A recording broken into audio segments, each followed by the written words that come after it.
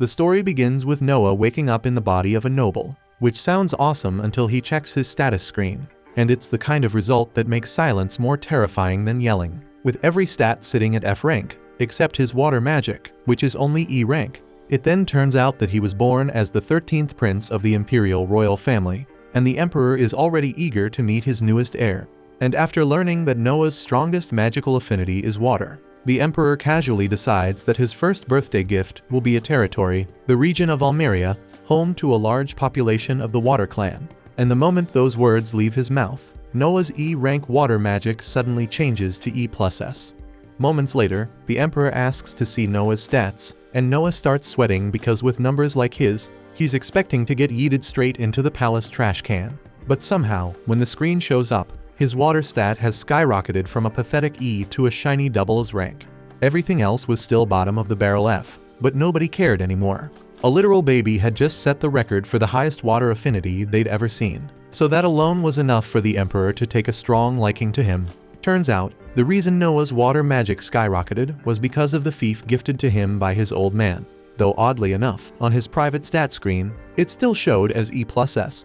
As for his other boosted stats, those apparently came from his maids, and he still has no clue why, but the more servants he's got, the stronger he gets. And as for his level, it's still stuck at 1, but it's got no cap, so it's only a matter of time before he breaks the system. For now though, he's stuck being a weakling with potential. During breakfast, one of his maids, Evelyn, walked in and let him know that his brothers were here. Not just any brothers either, but the 1st and 4th princes. Now in theory, sibling visits sound wholesome. But after 6 years in this world, Noah's already figured out these two are royal-level assholes, so he knows he needs to tread carefully. He made his way to the lounge and met them with the usual formalities. Then, the first Prince Albert suddenly announced that he had brought Noah a present. His servant carried it in, and the moment Noah laid eyes on the sword, his blood ran cold. That damn thing was cursed, and he could literally see tortured souls swirling around it. And of course, Albert knows damn well this thing is haunted, but he plays it off like it's just a nice gesture. And Noah couldn't just reject a gift from the damn crown prince, so he had no choice but to accept it, fully aware that this was gonna come back to bite him hard. He grips the hilt and slowly raises it, while Albert casually explains that this is a water attribute magic sword, and over 120 knights have already died trying to wield it. That little fact sends a chill down Noah's spine, and he immediately loosens his grip. But the 4th Prince Henry chimes in, reassuring him there's nothing to worry about. According to him, everyone who wasn't worthy of the blade dropped dead the second they touched it. So if Noah was going to die, it would have already happened. The only reason he's immune is probably because of his double S ranked water affinity. And sure, that's kind of comforting, knowing he's not going to die. But Noah's still pissed that Albert basically used him as a lab rat just to test the theory. He can't say that out loud though, so he just keeps his cool and waits for Albert to take his leave so he can finally relax. Later that day, while walking through the corridor with his maid Zoe, Noah notices something's off. Her usual calm expression is gone, and she looks upset. He asks her what's wrong, but Zoe brushes it off, saying she's fine and doesn't want to trouble him with her problems. But Noah isn't buying it, and he firmly orders her to speak up, and she finally gives in. Zoe tells him she needs some time off to handle a family emergency. When he asks what kind, she explains that her hometown was hit by a flood, and her mother's farm got completely wiped out. So now her mom has no way to support herself. Zoe had been looking for ways to earn money quickly, and was told her only real option would be working in the red light district. That's what she planned to do during her time off. But Noah cuts that thought off immediately, because there's no way in hell he's letting that happen. He tells her he'll give her mother a job instead. And it just so happens he's been looking to hire a rear gate closer. And since Zoe's vouching for her, she'll earn 10 rien a month. Zoe blinks in disbelief and asks if he's being serious, because 10 rien is way above the usual pay, and she's never even heard of that job before. That's because Noah just made it up on the spot, and it doesn't matter because it's his cash, and he'll use it how he damn well pleases. He also tells her he's got a spare house sitting on the outskirts of town so they can stay there rent-free. Zoe's been loyal to him since day one, so there's no way he's letting her throw herself into a life like that over some stupid flood. But speaking of that disaster, there's still one more thing he needs to take care of. He calls his butler Dylan and gives a direct order: start buying up as much flood-damaged land as he can. Both Dylan and Zoe are stunned by what they just heard, but Noah calmly explains his reasoning. In times like this, vultures always come crawling. Scammers looking to take advantage of desperate people who have just lost everything. So he wants to secure the land before those crooks can sink their claws in. Dylan is left speechless, completely blown away that a 6-year-old could think so far ahead. Noah's way too sharp for his age. And while Dylan doesn't know it, Noah's past life taught him plenty about this kind of exploitation. Of course, he can't exactly say that, so he just moves on like it's nothing. Dylan's fully on board with helping him buy the land. But there's one huge problem, and it's the cost, and he estimates the whole thing's gonna run around 700,000 rian. Zoe practically gasps at the number, and Noah gets it that's more than just pocket change. For context, the average adult in the capital earns around 120 rian a year, enough to support a family, own a house, and eat well. Noah's estate is definitely wealthier than the norm, but even then, he's only got around 500,000 rian on hand, so that leaves him short by 200,000. With barely any options, Noah decides to sell the land gifted to him, the fief territory the emperor gave him when he was born. Dylan immediately shoots that idea down because that land came straight from the imperial family, so selling it without permission isn't just frowned upon, it's a crime. Noah knows the risk, and he knows the consequences, but he's still willing to go through with it. If his father wants to punish him, then so be it, he'll deal with it later. The following morning, while Noah and his staff are getting ready to head out to the disaster zone, an unexpected visitor drops by, the 4th Prince Henry. Unlike Albert, who's a walking migraine, Henry is actually decent. Once you spend some time around him, you realize he genuinely cares. He came to check on Noah and to give him a heads up about that cursed sword. Apparently, the damn thing has a will of its own, so even if Noah's immune to the curse, the blade won't behave unless it recognizes him as its master. That info sticks with Noah, and he appreciates Henry for not being a complete tool. And soon after, Noah sets out for the village of Dasso. When he arrives, it's worse than he imagined. Calling it flood damage is putting it lightly. The place looks like Poseidon and Kratos threw hands here and forgot to clean up, as entire sections of the village are shredded. And from just looking around, Noah can already tell most people probably lost all their official documents in the chaos. So he turns to Dylan and orders him to head straight to the local government office and gather as many record copies as possible to make the land purchases easier. While Dylan handles the paperwork, Noah decides to hit the streets himself to see firsthand how the survivors are doing. Zoe tries to stop him, reminding him that reconnaissance work isn't exactly a prince's job. But Noah doesn't care and tells her straight up that he's going, whether she likes it or not. She can either tag along or sit tight in the carriage till he gets back. Left with no choice, Zoe reluctantly follows, and as they survey the village, the situation turns out to be every bit as grim as it looked. The entire crop yield is gone, completely wiped out, which means no food, no income, and zero chance of making it through the year without help. Then a bell rings out through the village, and all the townsfolk start gathering around what used to be the town square. Zoe figures it must be time for food distribution, as the Empire usually sends relief funds to disaster-hit areas like this. Noah's glad to see that at least some parts of the system are working the way they're supposed to, so he makes his way over to join the crowd for a meal. But the second he takes a bite, all that goodwill evaporates. The food is so bad, he's convinced even Indian street food would taste gourmet compared to this disaster. The broth is a watery, bitter mess, and he's pretty sure the veggies in it are half rotten. One of the villagers overhears Noah's grumbling and, not knowing who he is, assumes he's just another victim of the flood. The man tells him the food always tastes this bad, and even when they complain, nothing ever changes. The cooks don't give a damn about hygiene or food safety. They just slap whatever they have into a pot and call it a day. Just then, a loud announcement cuts through the chatter. An inspection is underway. Noah asks Zoe what's going on, and she explains that the local government official Lord Garl is here to check the food quality. Garl strolls over to the pot of mystery stew, takes one look at it, and thinks it's absolute garbage. But since he's not the one eating it, he couldn't care less, and he casually tells the chef to whip up something actually edible for him back at the mansion. The chef nods, grinning, clearly in on the arrangement. But Noah's not about to let this slide, so he steps forward and calls Garl out, asking if the reason the villagers are being served garbage is because he's siphoning off the food budget. Garl, thinking Noah's just another poor nobody, doesn't even bother denying it. He openly admits to skimming the funds and laughs it off, because in his mind, there's nothing a powerless peasant can do about it. Listening to this arrogant bastard brag about stealing from flood victims makes Noah's blood boil. The fury hits him so hard that the cursed sword in the carriage begins to stir in response. Garl finally snaps after hearing one too many words from this random brat. He draws his sword, fully intending to shut Noah up permanently. But before he can swing, the Leviathan sword bursts from its case and flies straight to Noah's side. Fueled by his unshakable will and sense of justice, the sword recognizes him as its rightful wielder. And now that it's chosen him, Noah doesn't hesitate. With a single clean strike, he cuts Garl's head clean off for the crimes of stealing relief funds and threatening a royal prince. Not long after, Lord Rowan, Garl's superior, arrives on the scene. Some guards rush up and try to convince him to arrest Noah for executing Garl.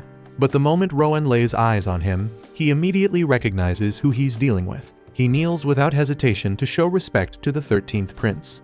Noah tells him they need to have a serious conversation about what's been happening here. Though the message is clear, Rowan is in hot water for letting Garl run wild this long. Garl's punishment is already done. But the rest of the rats who helped him steal are still around, and Noah expects Rowan to clean house. And for now, he gives one final order: make sure the people get a proper meal. Later that day, after Noah wraps up the purchase of the entire village, word of what happened reaches Albert. He's genuinely surprised that Noah managed to wield the Leviathan sword without any backlash. But instead of being worried, he smirks. His little brother might have passed this test, but Albert clearly has more plans waiting for him down the line. At the same time, Noah is summoned for a meeting with his father. He walks in ready to be scolded for selling off imperial land just to buy a flooded village. But to his surprise, the emperor thanks him instead. If Noah hadn't stepped in, the suffering in that village would have been far worse. It's clear to him now that Noah's no ordinary prince. He's capable, so he asks him to keep using that strength for the good of the empire. And Noah cheerfully accepts the request without hesitation. The next morning, Noah finds himself walking down the quieter end of Raid Street, headed for a small, tucked-away diner that not many tourists know about. Word around town is that a certain street performer's been making waves there lately, and he's curious to see what the fuss is about. Slipping inside, he picks a quiet spot and takes a seat, keeping a low profile while casually letting his gaze drift around the room. At that moment, a girl with pink hair steps forward and begins to sing. Her voice pours through the diner like a breeze, so Noah recognizes her immediately as Alice, the street performer he heard about. As he listens closely, he figures her voice isn't bad at all, but even without being a music expert, he can tell her technique is still pretty rough. She's got talent, sure, but there's a long road ahead. Still, one thing's crystal clear: she's giving it her all. Every note she hits, every line she sings, she pours her heart into it. She's not doing this just for fun. She's trying to grow, trying to survive on what little she has. Out of nowhere, the vibe in the diner shifts completely when three rough-looking men burst through the doors. They start shouting and instantly pull all attention their way. The moment they spot Alice, they begin yelling at her, demanding to know why she's wasting time singing instead of finding a real way to pay off her parents' debt. At their words, Alice shrinks back, clearly terrified. As the men close in on her, her voice shakes as she tells them she doesn't have the money yet. But she swears she's doing everything she can. She just doesn't have anything to give. The guys exchange dark smirks and start tossing around disgusting suggestions about how else a girl like her might pay up. Disgusted murmurs fill the room, but nobody steps forward. Everyone watches, frozen and powerless. Just when things are about to cross the line, Noah suddenly rises from his seat. He walks over, calm and composed, and reminds them that imperial law strictly forbids forcing a child to repay a parent's debt. The men snort and brush him off, assuming he's just some pampered rich kid who doesn't know how the world works. One of them then grabs Noah by the collar and goes to strike him. But it's a big mistake, as Noah counters using the power of his Leviathan sword, releasing a surge of pressure that shocks the entire room. The men instantly realize they've messed with the wrong person, so panic overtakes them, and the three thugs bolt out of the diner without a second thought, too scared to push their luck any further. With the danger gone, Noah turns back to Alice, his voice gentle this time. He asks her how much she needs to make it through the month, and she hesitates before explaining that most of what she earns goes toward her mother's medical care. After hearing everything, Noah calmly tells Alice that from now on, he'll be giving her 25 rein every month so she can focus entirely on her singing without worrying about money. He also promises to raise the amount as her skills improve, encouraging her to keep chasing her dream without fear holding her back. Deeply moved, Alice thanks him with genuine emotion, telling him how much his kindness means to her. She promises she won't let him down and swears to work hard and keep growing as a singer. Later, Noah heads back home, only to find the same three thugs from earlier kneeling at the palace gate. Heads bowed, they're practically groveling, desperate to apologize for what happened. One glance is all it takes for Noah to realize what's going on. They've clearly figured out who he really is. But instead of wasting time with them, Noah calmly turns to the maids and tells them to send the men away, adding that the prince isn't someone they can just meet whenever it suits them. A few moments later, Noah's older brother Henry shows up and immediately agrees with how Noah handled it. He says refusing to meet them was absolutely the right call, because letting people like that come face to face with royalty would only cheapen the dignity of the crown and undermine the authority of the royal family. Noah then invites Henry inside and explains that his decision wasn't just about protecting royal pride. He tells him everything that went down at the diner and admits that if he had spoken to the men personally, they might have assumed he was angry and start avoiding him. And if that fear keeps them away from Alice, then that's exactly the outcome he wants. Henry listens carefully and finds himself genuinely impressed. For someone so young, Noah was already thinking several steps ahead. He even admits that most of their brothers, despite being around Noah's age, wouldn't have had that kind of foresight, and the realization makes Henry even more proud. Henry then brings up the Leviathan sword and asks if the rumors are true that Noah has actually mastered it. Noah confirms it's true and says he was only able to do it thanks to the advice Henry gave him earlier, and to demonstrate it, he casually summons the Leviathan sword right in front of him, making it appear as if it materialized out of nowhere. Henry stares in disbelief because he didn't even know the Leviathan sword could do something like that. Noah explains that the blade didn't actually appear from thin air. It had been hidden beneath his sleeve the whole time, compact and dormant, until it expanded at his command. The sword itself had a will, and it was the one that taught him how to use the ability. Henry admits he had no idea that was even possible and praises Noah for discovering it on his own. Afterward, outside the palace walls, the same three men from earlier are still lingering around, clearly waiting for another chance to confront Noah. The moment one of them spots him approaching, he suddenly lunges forward to attack. But Noah doesn't even flinch, and with a calm expression, he releases just a sliver of the Leviathan sword's power. The shift in pressure is instant, and the man recoils in pure terror and immediately starts begging for forgiveness. Watching the entire scene unfold, Henry turns to Noah, puzzled, and asks what he just did. And Noah casually replies that he simply used a bit of the sword's aura to intimidate them. That same evening, Noah receives an invitation to attend a royal ball. And as he steps into the grand hall, all eyes turn to him, and the moment he enters, the room erupts into applause. Standing beside him, a nobleman named Radok notices the object strapped to Noah's waist and points it out. Noah confirms it's exactly what it looks like, the Leviathan sword, personally gifted to him by the Crown Prince. The moment those words leave his mouth, the entire hall falls into stunned silence, followed by a collective gasp.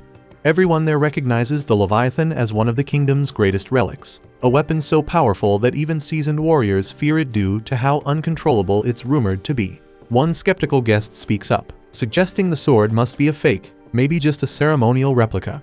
Without saying a word, Noah releases a faint ripple of its power into the air.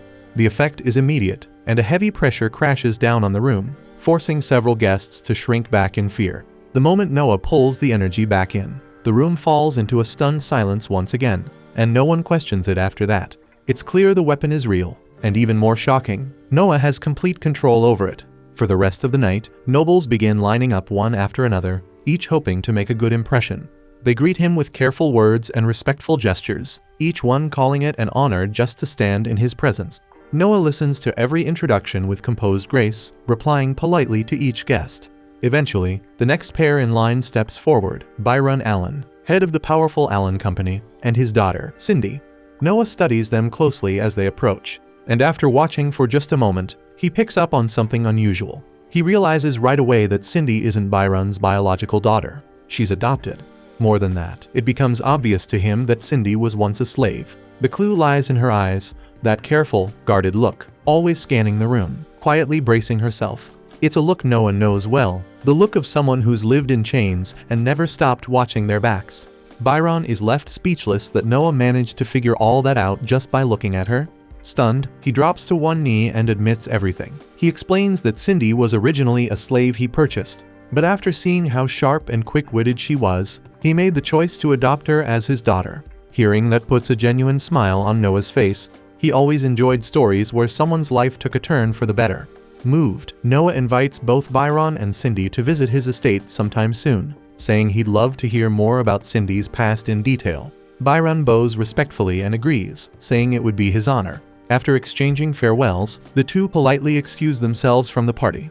The The following day, Noah's strolling casually through town when he unexpectedly bumps into his brother Oscar, who also happens to be the kingdom's 8th prince. After a bit of light conversation, Oscar suggests they go on a treasure hunt together, saying he's got nothing else planned for the day. Noah agrees, and the two set off toward a place called Cobalt Street. Though Noah's never been there before, he's heard plenty about it. Supposedly, it's packed with rare antiques from all over the empire. Oscar, however, points out that the place is just as infamous for being swarmed with fakes. Spotting a genuine item among the junk is seen as a basic test of skill for any proper noble. They end up spending hours browsing through shops and stands, but nothing really stands out. Eventually, Oscar sighs and suggests they give up and head home. Just then, Noah's eyes land on an old book tucked away in a dusty corner. Something about it pulls him in, so he decides to buy it. Oscar leans in for a closer look and suddenly freezes. His eyes widen as he realizes what Noah's holding, the grimoire of Andrea, the legendary mage. Oscar is convinced it's authentic, and if so, depending on the contents, the book could easily be worth 1,000 rein. He stares at Noah in disbelief and asks how he knew the book was the real deal. But truth be told, Noah had no clue. The only reason he bought it was because the second his fingers touched the cover, he got a plus added to his win stat, and that odd reaction was enough to make him think the book was worth something. Out of nowhere, a wild idea hits Noah, so he pulls out the Leviathan sword and carefully channels a bit of its energy straight into the grimoire. And within seconds, the book jolts violently, slips out of his hands, crashes to the ground, and flips open by itself. One of the spell pages glows ominously, and something dark and ancient is triggered. Before they know it, the forbidden tome unleashes the sealed soul of the legendary sorcerer right in front of them. Oscar's eyes go wide with horror. He instantly realizes how serious this is and yells for Noah to get the hell out of there. But instead of running, Noah plants his feet, lifts the Leviathan, and without flinching, slashes straight through the incoming spirit with a single, brutal swing. The blow cleaves through the sorcerer's soul, erasing it completely in one strike. As the danger fades, Noah glances at his status window and sees something new. His wind skill just jumped to SS rank. The sudden upgrade catches him off guard, but he doesn't sit on it. He quickly checks on Oscar, who's still frozen in disbelief. The prince can't wrap his head around what just happened. One moment they were standing in front of a book, and the next, Noah had wiped out a legendary soul like it was nothing. He keeps asking himself how Noah managed to grow this powerful so fast, and how he knew exactly what to do. Before the dust even settles, a man steps forward and kneels respectfully before them. He introduces himself as Alan, the owner of a nearby antique shop. After witnessing what Noah just pulled off, Alan says he feels it's only right to show him something he's been holding onto for years, something he believes might actually be a real treasure, and he politely asks them to come with him. Once inside the shop, Alan pulls out an odd-looking ring and sets it down carefully. He explains that this ring is said to only reveal its true nature when its destined owner shows up. Dozens have tried to activate it, but not once has it responded. Noah raises an eyebrow, thinking it's probably just another dud, but Alan immediately insists otherwise. He says the ring refuses to be sold, and every time he tries to part with it, it mysteriously ends up back in his store, sitting quietly among the other items. Intrigued, Noah slips the ring onto his finger, and the moment he does, a voice he's never heard before echoes inside his mind. It tells him the ring is a triple S rank rarity, and that it now recognizes him as its rightful master. As soon as the words fade, the ring bursts into a radiant glow and begins shifting. Light wraps around Noah's body like living threads, forging itself into an elegant, high-tier suit of armor right before their eyes. Upon witnessing the moment, both Oscar and Alan instantly realize that Noah is the rightful bearer of the ring. Noah turns to Alan, stating that he'll be taking it and will have the money delivered later. But before Alan can even open his mouth, Oscar steps in and tells Noah to forget the payment altogether. He'll cover the cost himself, and insists Noah treat it as a personal gift. With nothing more to say, Noah accepts the ring. Soon after, Oscar drops him off and says his goodbyes. But just as Noah is about to walk through the door, that same rough-looking guy from the diner suddenly comes charging at him with a sword. Before the blade even comes close, the ring picks up on the killer's intent and flares to life, unleashing a shield that blocks the strike completely. The carriage driver doesn't hesitate for a second and slams the attacker down, locking him to the ground. Oscar sees the whole thing unfold and is stunned, not just by the ring's quick reaction, but by how naturally Noah handled it. The way the shield activated without hesitation makes it clear Noah's already sinking with its power. That night, Noah heads back to the diner to watch Alice perform. As she's singing, two wasted men suddenly storm the stage, shoving and yelling over her. In a flash, Noah appears between them and steps in. With one swing of the Leviathan sword, he sends both idiots flying through the doors, their pants halfway gone as they scramble off in shame. After things settle, Noah walks up to the owner and tells him not to let trash like that back inside. The owner just gives a tired sigh and says sadly that drunks like them are what keep the place alive.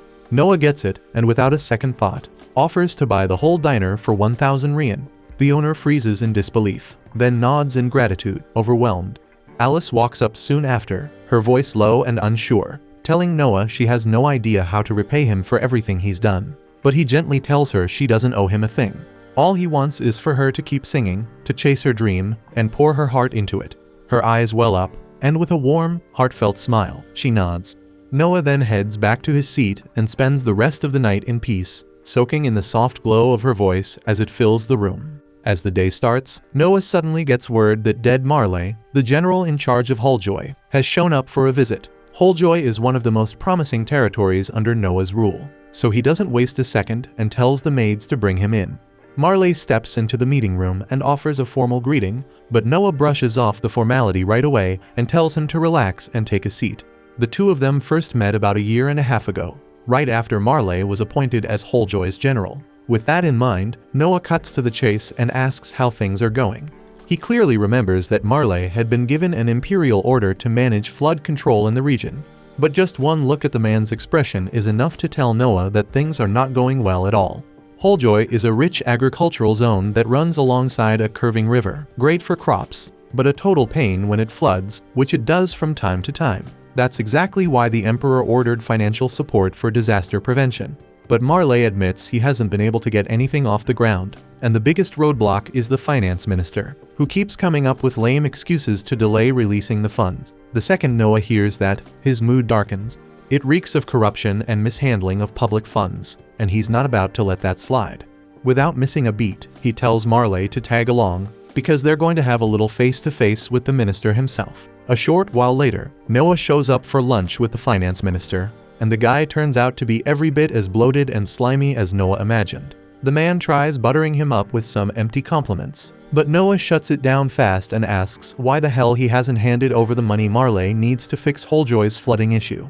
The minister stays calm and claims he's got a valid reason, but before he can even spit it out, Noah cuts him off and warns him not to think he can talk down to him just because he looks young. Last he checked, treating a royal with disrespect was still punishable by death. That gets the minister squirming a bit, so he hurries to explain that after last year's flood, the emperor was kind enough to give Hulljoy a tax break, so he figured they could just use the money they saved to handle this year's flood situation. Noah stares at him like he's gone insane.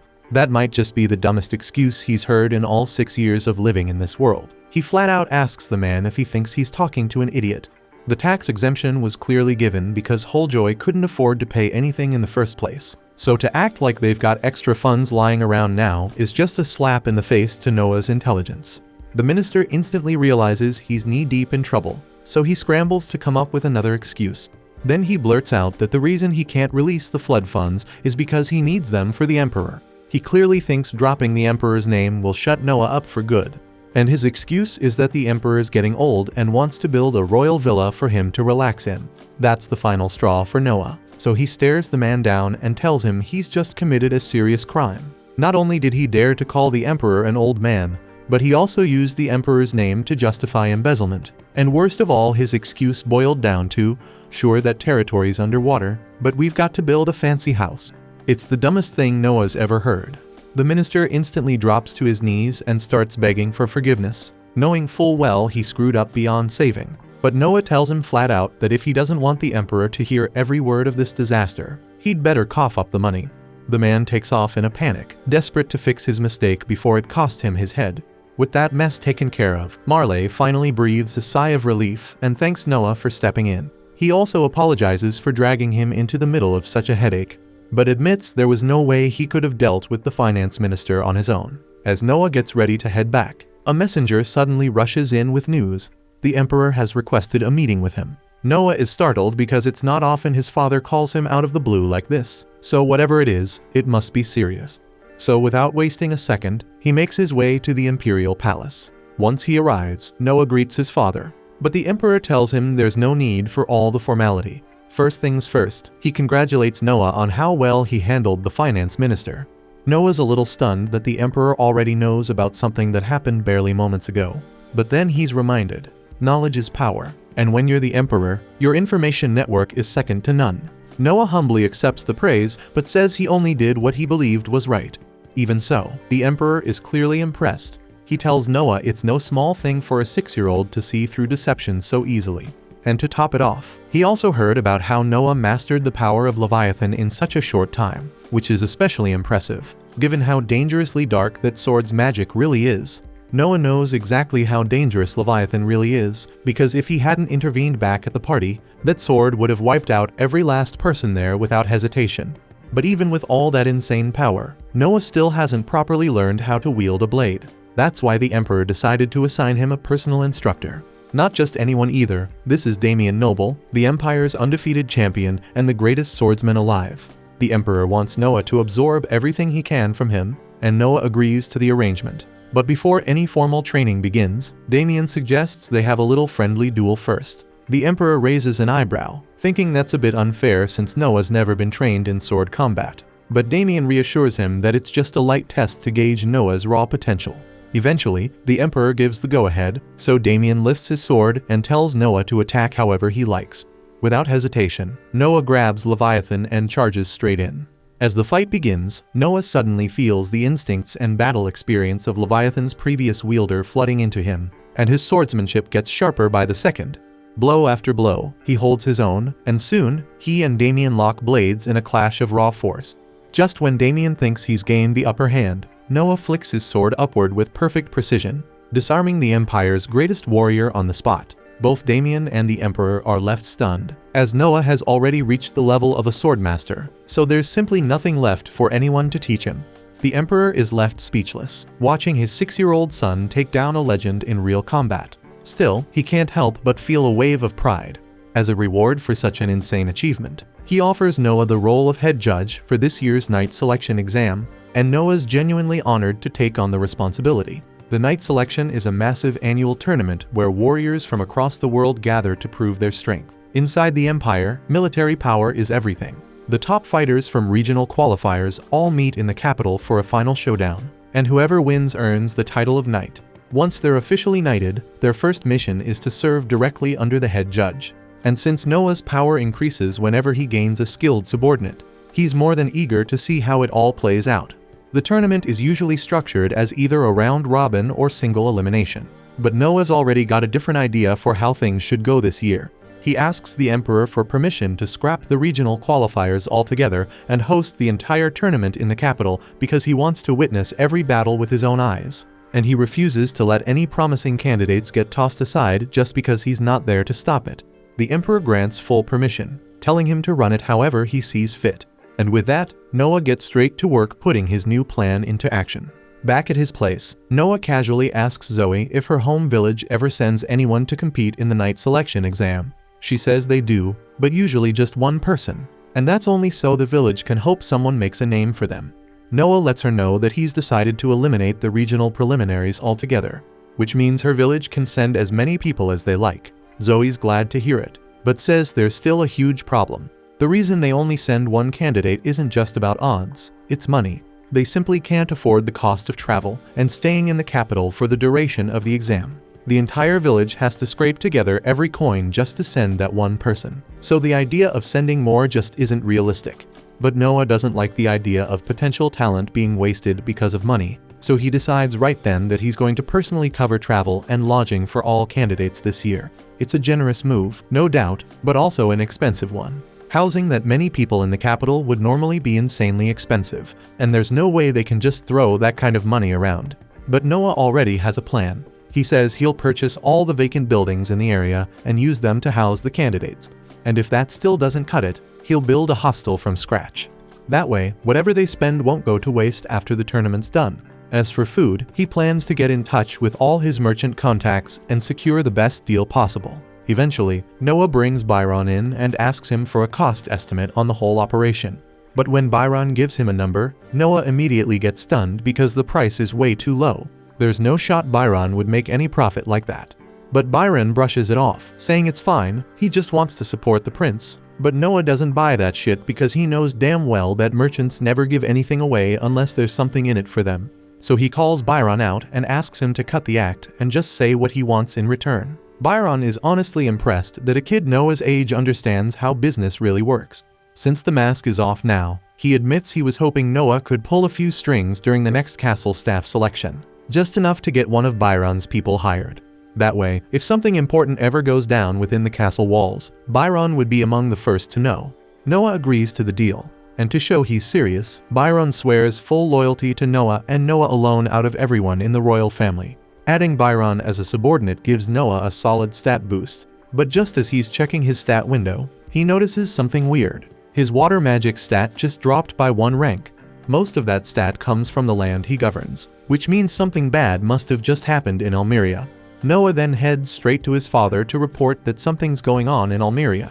The emperor listens carefully and believes him, but still asks how Noah could possibly know such a thing. Noah obviously can't reveal the existence of his stat screen, so he keeps things vague and says he's just been picking up on signs for a while now.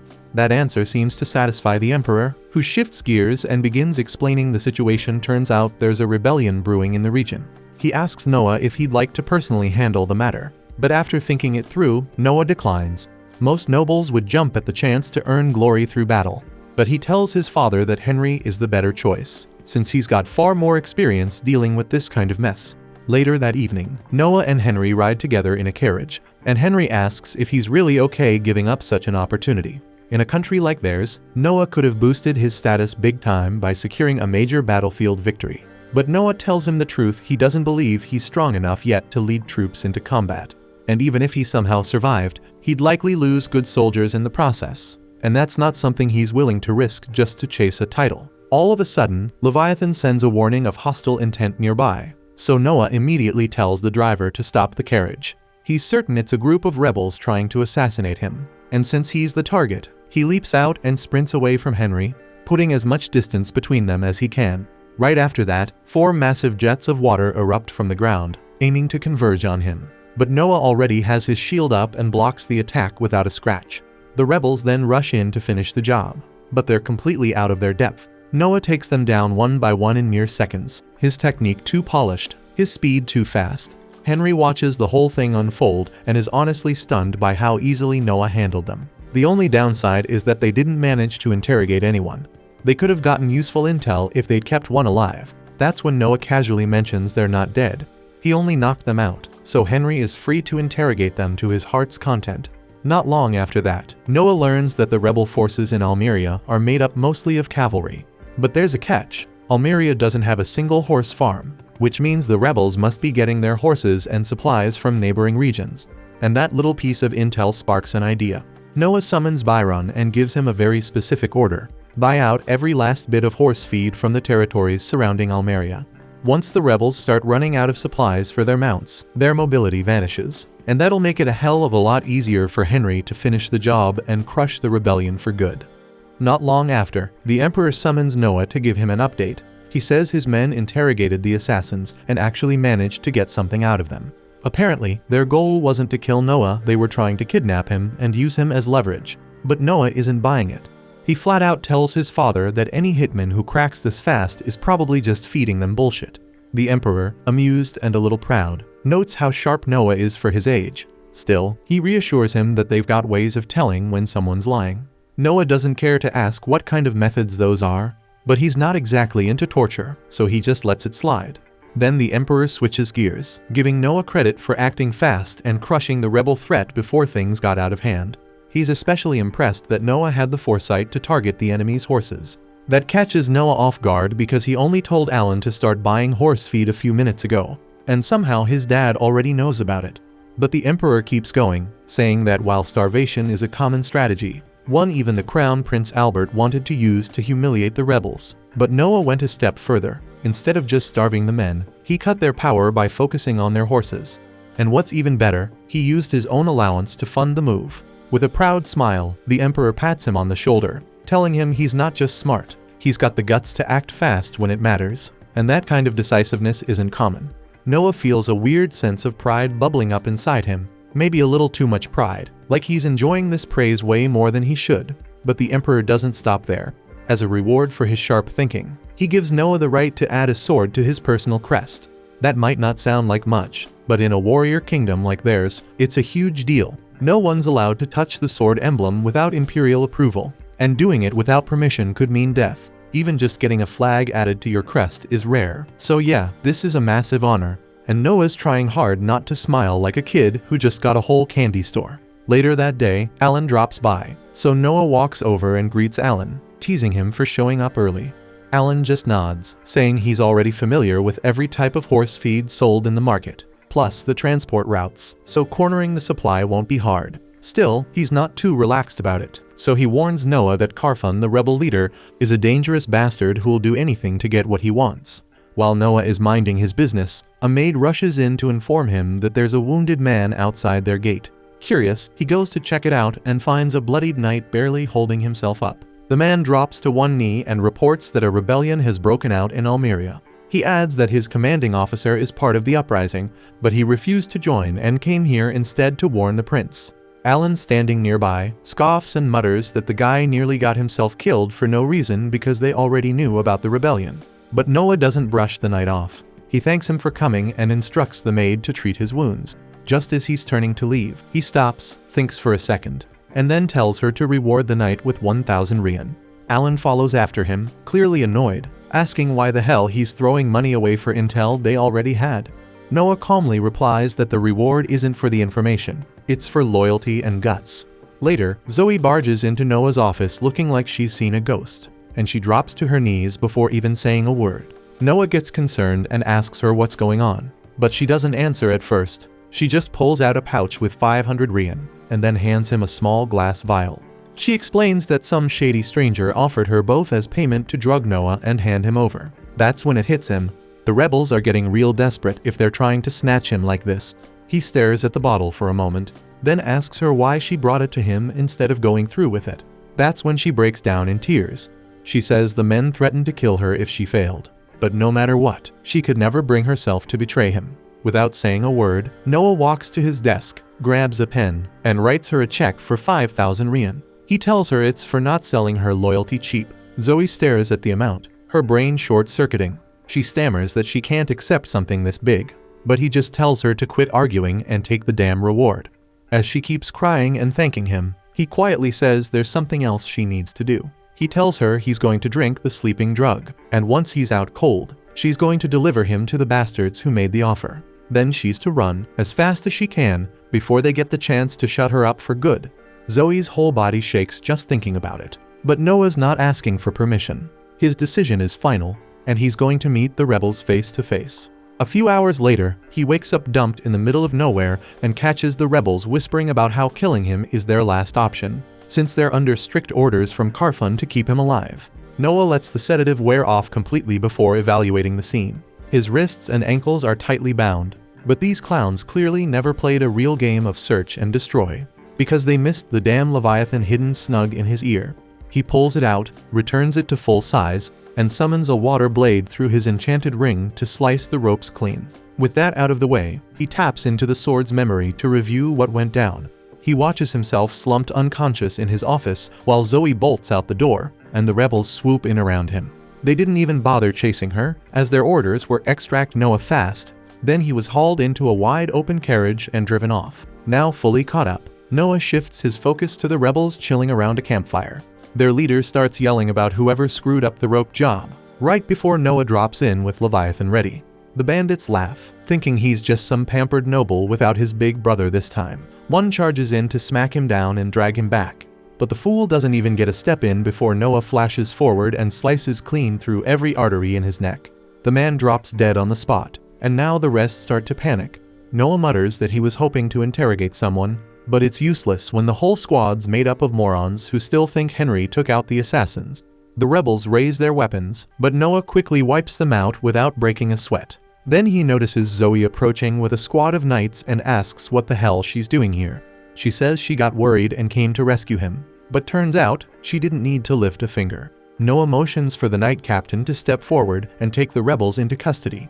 As they start rounding them up, one of the rebels drops a strange dagger, and a knight moves in to grab it. but Noah immediately yells at him to stop. Everyone freezes as Noah steps toward the blade, sensing a heavy wave of cursed energy radiating from it, something only he can pick up thanks to his link with Leviathan. He vaguely recalls overhearing the rebels mention a cursed dagger they were saving as a last resort. As he stands before it, he feels the deep malice of whoever laid the curse, and for just a second, he catches a glimpse of the bastard's face. Noah instantly realizes that the face he saw belongs to the leader of the rebels and decides to handle it himself. He speaks to Leviathan, asking if it can help him pull this off, since something like this should be ridiculously easy for a legendary water element sword. Leviathan answers by glowing, and Noah channels its cursed energy to fire a stream of corrupted water straight into the sky. The cursed torrent shoots far above the clouds and across half the empire, eventually reaching Carfun and striking him directly. The following morning, the Emperor summons Noah once more and kneels down to his height, patting his shoulders in praise for the unbelievable feat he just pulled off. Reports say the rebel leader was found dead with a clean hole drilled straight through the center of his forehead, clearly made by a jet of water, and the Emperor knows there is no one else who could have done that except Noah. Noah confirms it, explaining that he used the hatred embedded in the cursed dagger to lock onto the rebel leader, then landed a no-scope headshot from hundreds of miles away. With their leader gone, crushing the remaining rebels becomes an easy job for Henry, and before long, everyone involved is captured. Later, a massive assembly is then called to decide their punishment, and the Emperor orders the culprits to be drawn and quartered. The crowd is pleased with the sentence, but Noah steps forward and respectfully kneels before the Emperor, telling him that he should not do that. The entire hall freezes at his words, especially the Emperor, who asks what he is talking about. Noah explains that punishment must follow the law, and there is no provision for quartering anyone. According to the law, the rebel leaders are to be split in half, while the rest are sent to forced labor camps, and Noah insists that this is how it should be handled. The Emperor asks how he could possibly refuse the most brutal death for those who dared rebel in his own territory. Noah calmly replies that if the Emperor breaks the law, it would damage his reputation and undermine the people's trust. Everyone is left speechless by that answer, but the Emperor ultimately agrees with Noah. He says they will follow the law, then adds that the criminals should still receive the harshest punishment the law allows, without any compassion. Noah has no objections, so the Emperor turns to the Prime Minister and orders him to see that everything is carried out to the letter of the law. The entire court bursts into applause, showering Noah with praise for daring to correct the Emperor so boldly and for doing it with logic and respect. So they start hailing him as a future legend. Even the Emperor can't hide how proud he is, clearly moved by the fact that Noah had the guts to stand up to him for the right reasons.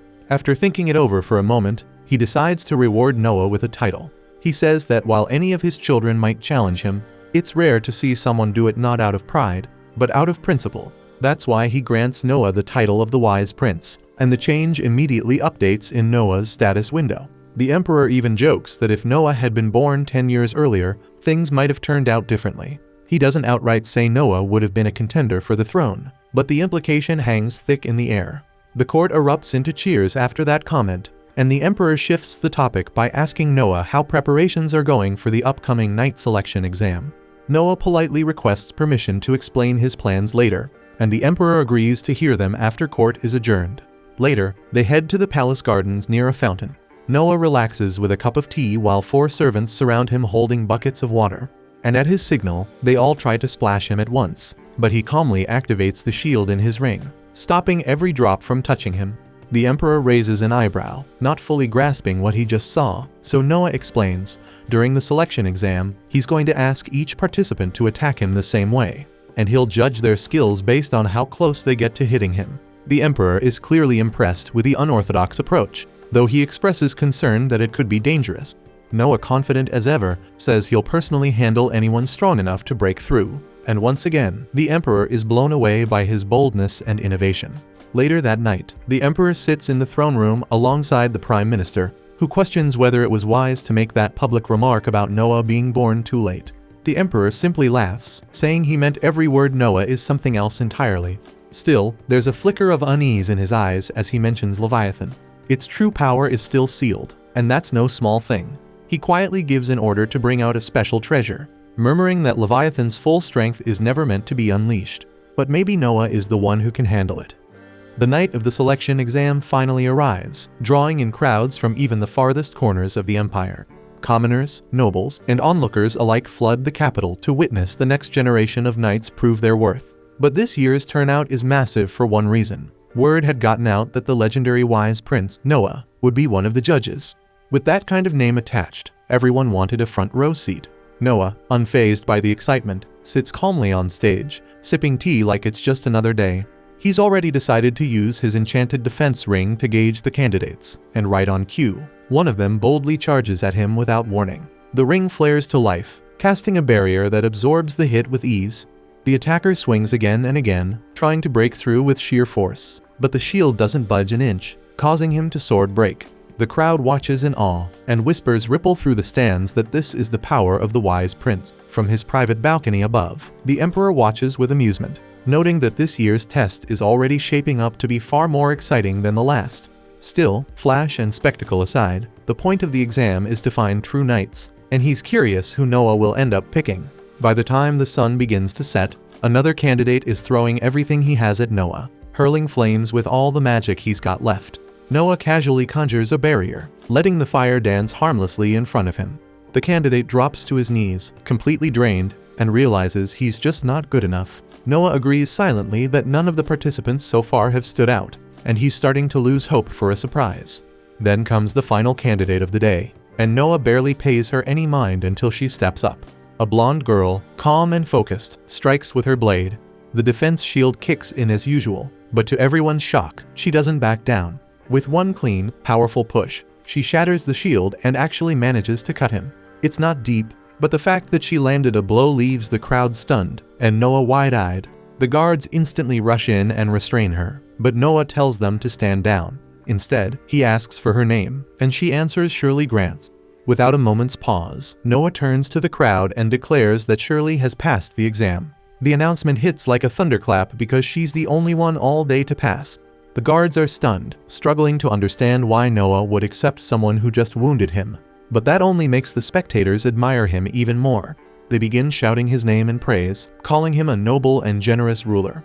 Noah leads Shirley into his estate, and as she drops to one knee before him, her mind races with dread over what sort of penalty might await her for injuring him during the test. Hurting royalty, even by mistake, is no small thing. But Noah quickly puts her mind at ease, telling her not to be ridiculous. It was obviously unintentional. He gives a faint smile, then unexpectedly tells her to strike him with that same move again. Shirley hesitates for a second, but obeys. She stands up and thrusts her blade at him. Noah raises his shield, and this time it holds firm. He tells her this is what he could have done if he had genuinely intended to block her blow the first time. He let it hit him on purpose to see if she'd obey her orders without hesitation or fear. A knight's role is to carry out commands, and he has no use for one who's too scared to follow through. The fact that she didn't hold back, not once, but twice, even after injuring him, proves she has the grit and loyalty needed to serve as a real knight. Shirley is caught off guard, realizing Noah's got far more backbone than she expected for someone his age. His cool, composed confidence tells her everything. He's got what it takes to lead. Moved by respect, she kneels again and swears loyalty to him, promising to serve him faithfully for as long as she's a knight. And Noah gives a satisfied nod. When he glances at his stats, he notices that recruiting Shirley has given him a noticeable power boost, another win as a leader. Right then, Zoe steps in to let him know that the doctor, someone named Croy, has arrived. Croy immediately gets to work, inspecting Noah's injury, and after a careful check, he confirms that Shirley's strike didn't hit anything major, so no organs or veins were damaged. Meanwhile, Shirley quietly observes the doctor, impressed by his skill and composure. It surprises her, since back in her village, no one even comes close to being a real doctor. Noticing the look in her eyes, Noah asks her what's on her mind. Shirley explains that where she's from, the village is too poor to have real doctors or any proper medical training. When people fall ill, they usually rely on the village elder to pray or perform some kind of spiritual ritual. Hearing that, Noah thinks for a moment and comes up with a simple solution: apprenticeships. He tells Shirley to pick out the brightest and most promising folks from her village, then turns to Croy and asks if he'd be willing to take them under his wing. Croy agrees without a second thought. Noah then tells Shirley not to worry about the cost. He'll take care of everything. Overcome with gratitude, Shirley gives him a deep, respectful bow and thanks him from the heart. That night, Shirley stays at the mansion and wakes up the next morning fueled with resolve. She gets into her armor and makes her way downstairs. As she passes through the corridors, she overhears two maids whispering about who Noah might marry in the future. The chatter stops her for a second, but Zoe quickly cuts in and says it's way too early for that kind of talk. After all, Noah is only 6. But another maid named Renee rolls her eyes and tells Zoe not to be so innocent, since every other prince had already tied the knot by the age of 15, and Zoe doesn't react much, keeping her composure. Rihanna picks up on that and immediately jumps to conclusions, thinking Zoe must secretly be in love with Noah and probably wants to marry him herself. Especially since Zoe's been studying magic non-stop lately, Rihanna assumes it's all for him. Zoe flushes a little but quickly brushes it off, saying it's not about romance or marriage. She just wants to be useful to him because of everything he's done for her. With that, she hurries off, leaving Rihanna to stew in her own theories, and Shirley just silently watches wide-eyed as Zoe walks away.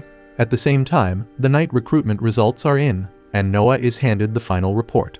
The head knight praises his choices and thanks him for his insight, saying that thanks to him, only the finest candidates made it through. Noah feels quietly proud, knowing the kingdom's in good hands. To celebrate the successful selection trials, he decides to host a small gathering the next day. He even asks his childhood friend Alice to perform that evening, wanting the celebration to be cheerful but meaningful too. While the celebration is in full swing, Byron steps in to pay his respects to Noah. Noah greets him with a smile and mentions that he actually arranged the event partly with Byron in mind. He points out that a lot of merchants connected to the royal family are here tonight, making it the perfect time for Byron to mingle and build some solid business ties. Byron nods, clearly seeing the thought and planning behind the gesture. The party rolls on with music, laughter, and a shared sense of accomplishment in the air. A little while later, Zoe approaches Noah and tells him he's just received a letter. The envelope stands out. There's no name, no sender, and the person who dropped it off vanished right after delivering it. Before Noah cracks it open, Shirley warns him to be careful because it might be something dangerous. Noah gently taps the letter with the Leviathan sword to test for any threats. The sword remains silent, which tells him it's safe. He unfolds it and finds a warning inside, one that hints at suspicious activity brewing among what's left of the Almeria rebels. No other info is given, but Noah starts connecting the dots. It doesn't take long for him to guess that the messenger must have gone undercover to dig into the rebel movement. He thinks back and remembers it's probably that soldier from before, the one who warned him about the rebellion not too long ago. Zoe hears that and admits it makes sense. The guy did seem pretty loyal to Noah. But Noah shakes his head, saying this is serious because if that soldier's out there playing spy without the proper training, he's walking straight into a death trap. Noah decides to loop in his brother Henry and let him know what's happening, hoping he can pull the plug before it turns ugly. But by the next morning, it's already too late. News comes in that the soldier was found out and tortured. The only silver lining is that Henry's squad managed to rescue him just in time. Noah feels the weight of it hit him hard. He blames himself for not catching on sooner. The soldier took the pain and never gave up any intel, and Noah quietly thinks maybe he should have just let it out, because no secret is worth the life of someone that loyal. He tells Zoe to send word to Henry's squad, do whatever it takes to keep him alive. He's not ready to lose someone who'd risk that much for his sake. The following morning, Noah heads out with Shirley to pick out a gift for Henry to thank him for putting down the rebellion. They swing by a local antique shop where the merchant lays out a variety of high-end items, but none of them really stand out to Noah. What grabs his attention is something hidden beneath a cloak.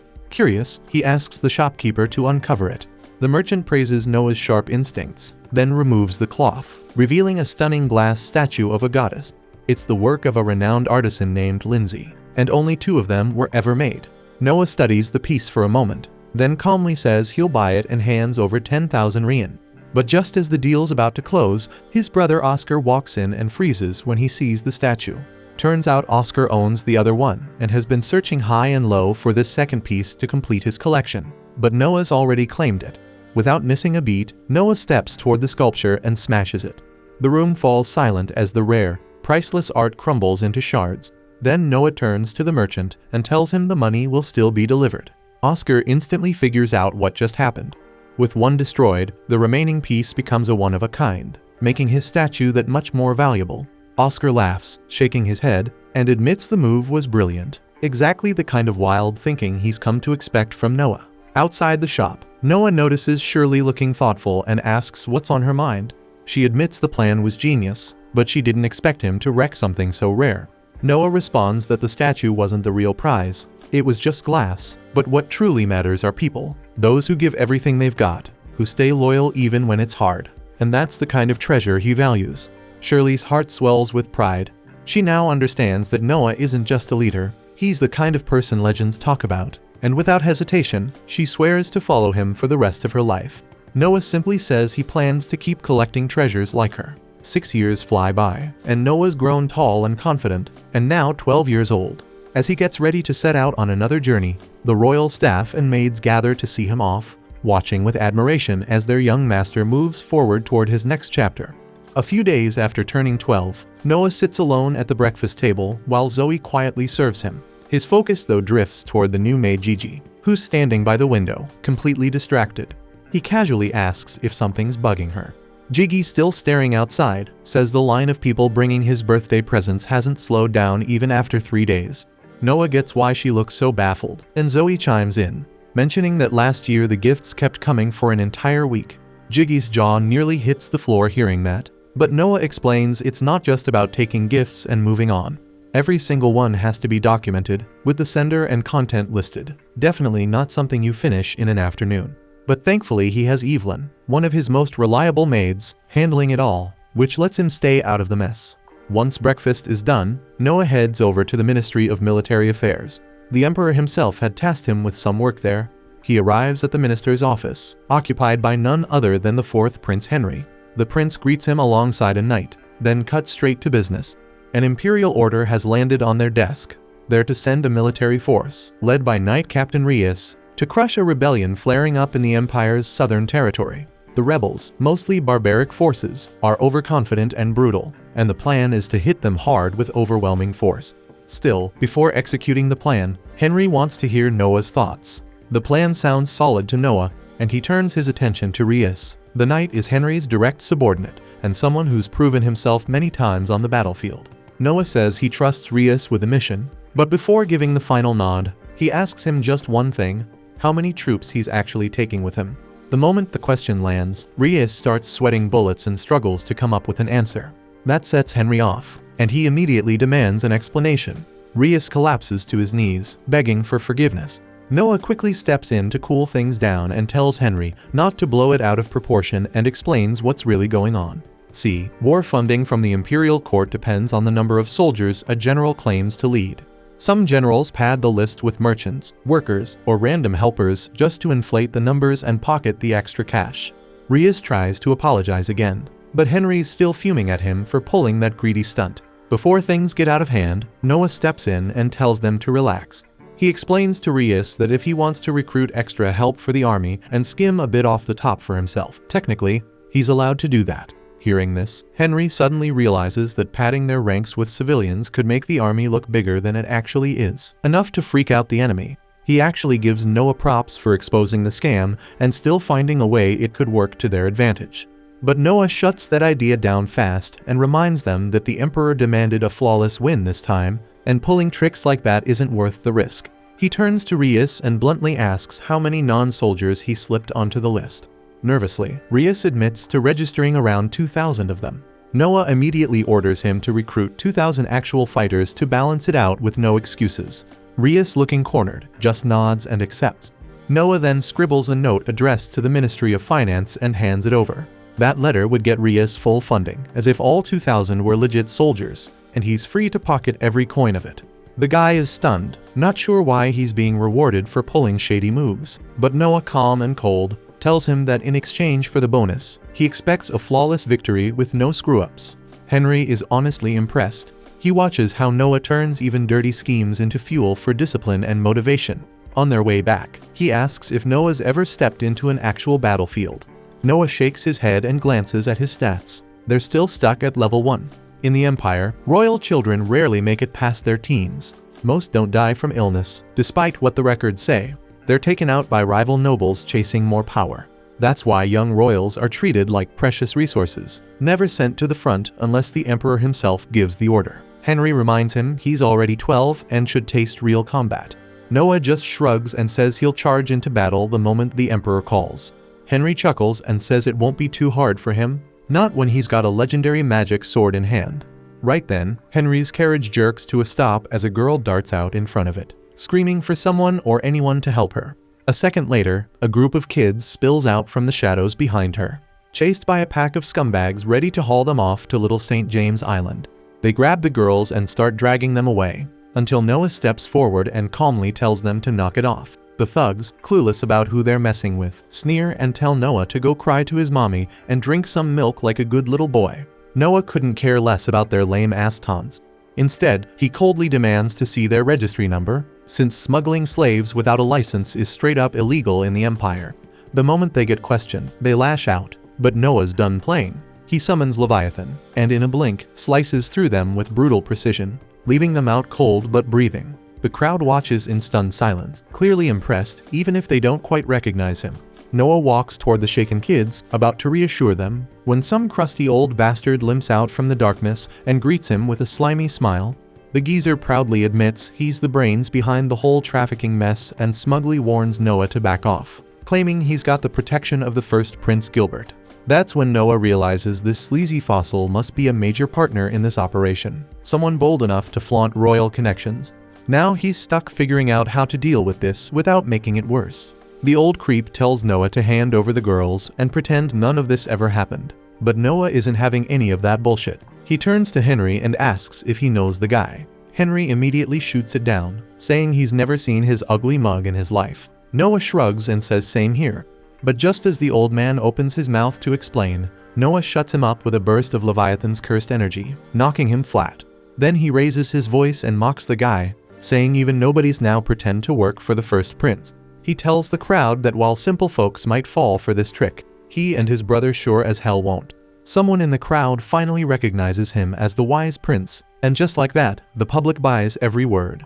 Noah orders the soldiers to drag the thugs to Gilbert's place and tell him they were tossing his name around like fools.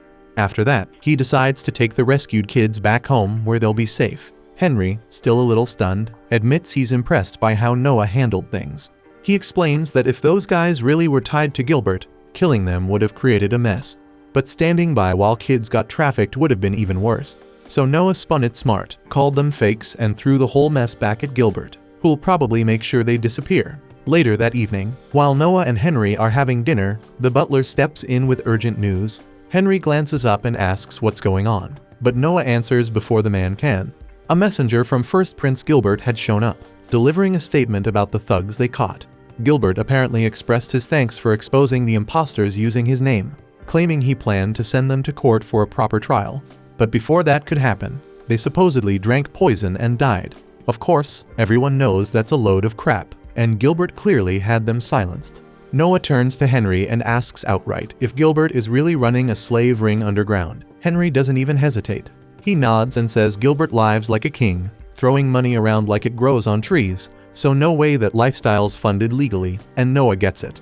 As the eldest prince born from a concubine, Gilbert has no shot at the throne, so there's nothing stopping him from turning shady. But Noah suspects the slave trade and hidden mansions are just the surface. Something darker is buried underneath. Henry stares at him, stunned that his 12-year-old brother saw through all of it so fast. The following day, Noah tells the rescued children he pulled a few strings, and they're free now, but none of them seems relieved. Turns out, they don't have homes to go back to.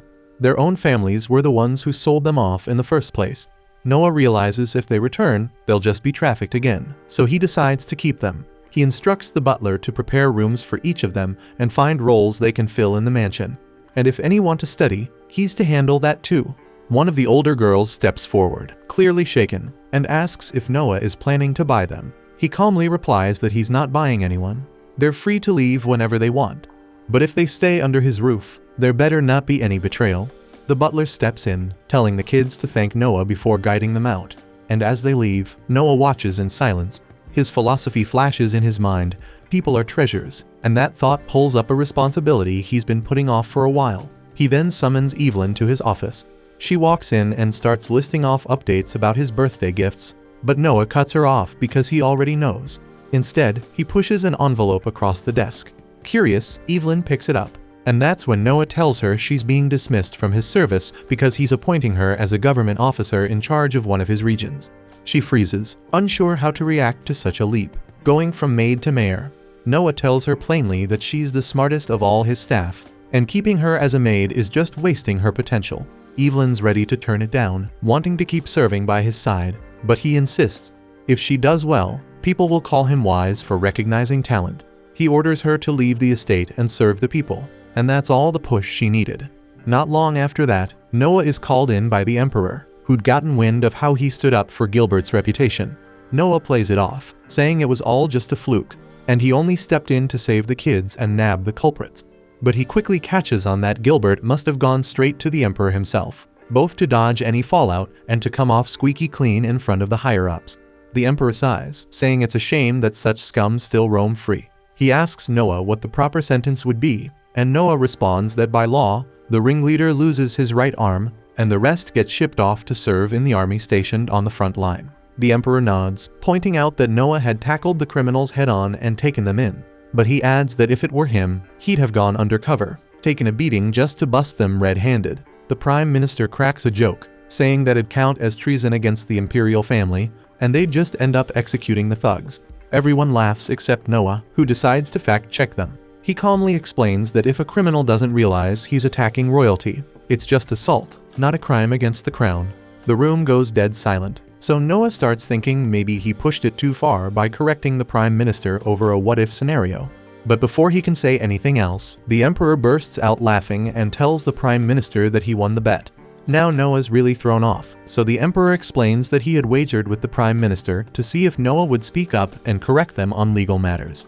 Noah barely gets a chance to process that before the Emperor casually appoints him as the new Minister of Justice. The court erupts with excitement, cheering Noah on, saying he's only the second prince after Henry to get such a title.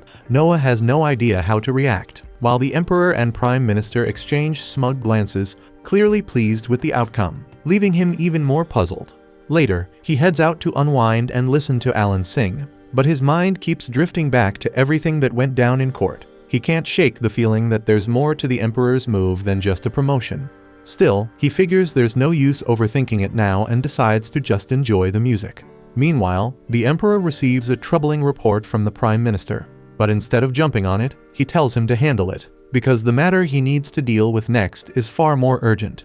Afterward, Noah makes his way to the Ministry of Justice, where he is formally introduced to Viney, the Vice Minister. At a glance, Noah can tell the man is sharp and capable despite his young age. So he asks him to lay out a broad summary of his responsibilities within the ministry. Viney explains that the Ministry of Justice oversees and coordinates courthouses throughout the entire kingdom, while also presiding over numerous trials that take place in the capital itself. That means Noah will be expected to serve as a judge on a regular basis. Noah had already figured as much, but he follows up by asking whether Viney personally takes the bench from time to time. Viney replies that it depends on the circumstances, though he does handle a case or two when necessary. After hearing that, Noah calmly moves to his next question and asks Viney how many bribes he usually accepts. The question catches Viney off guard, leaving him momentarily unsure of how to respond. Noah reassures him that he is not being accused of anything and is not in danger. He simply wants an honest picture of how things currently operate inside the ministry, and whatever Viney admits will not be used against him. Understanding this, Viney confesses that he does take bribes, typically totaling a few hundred rien a year.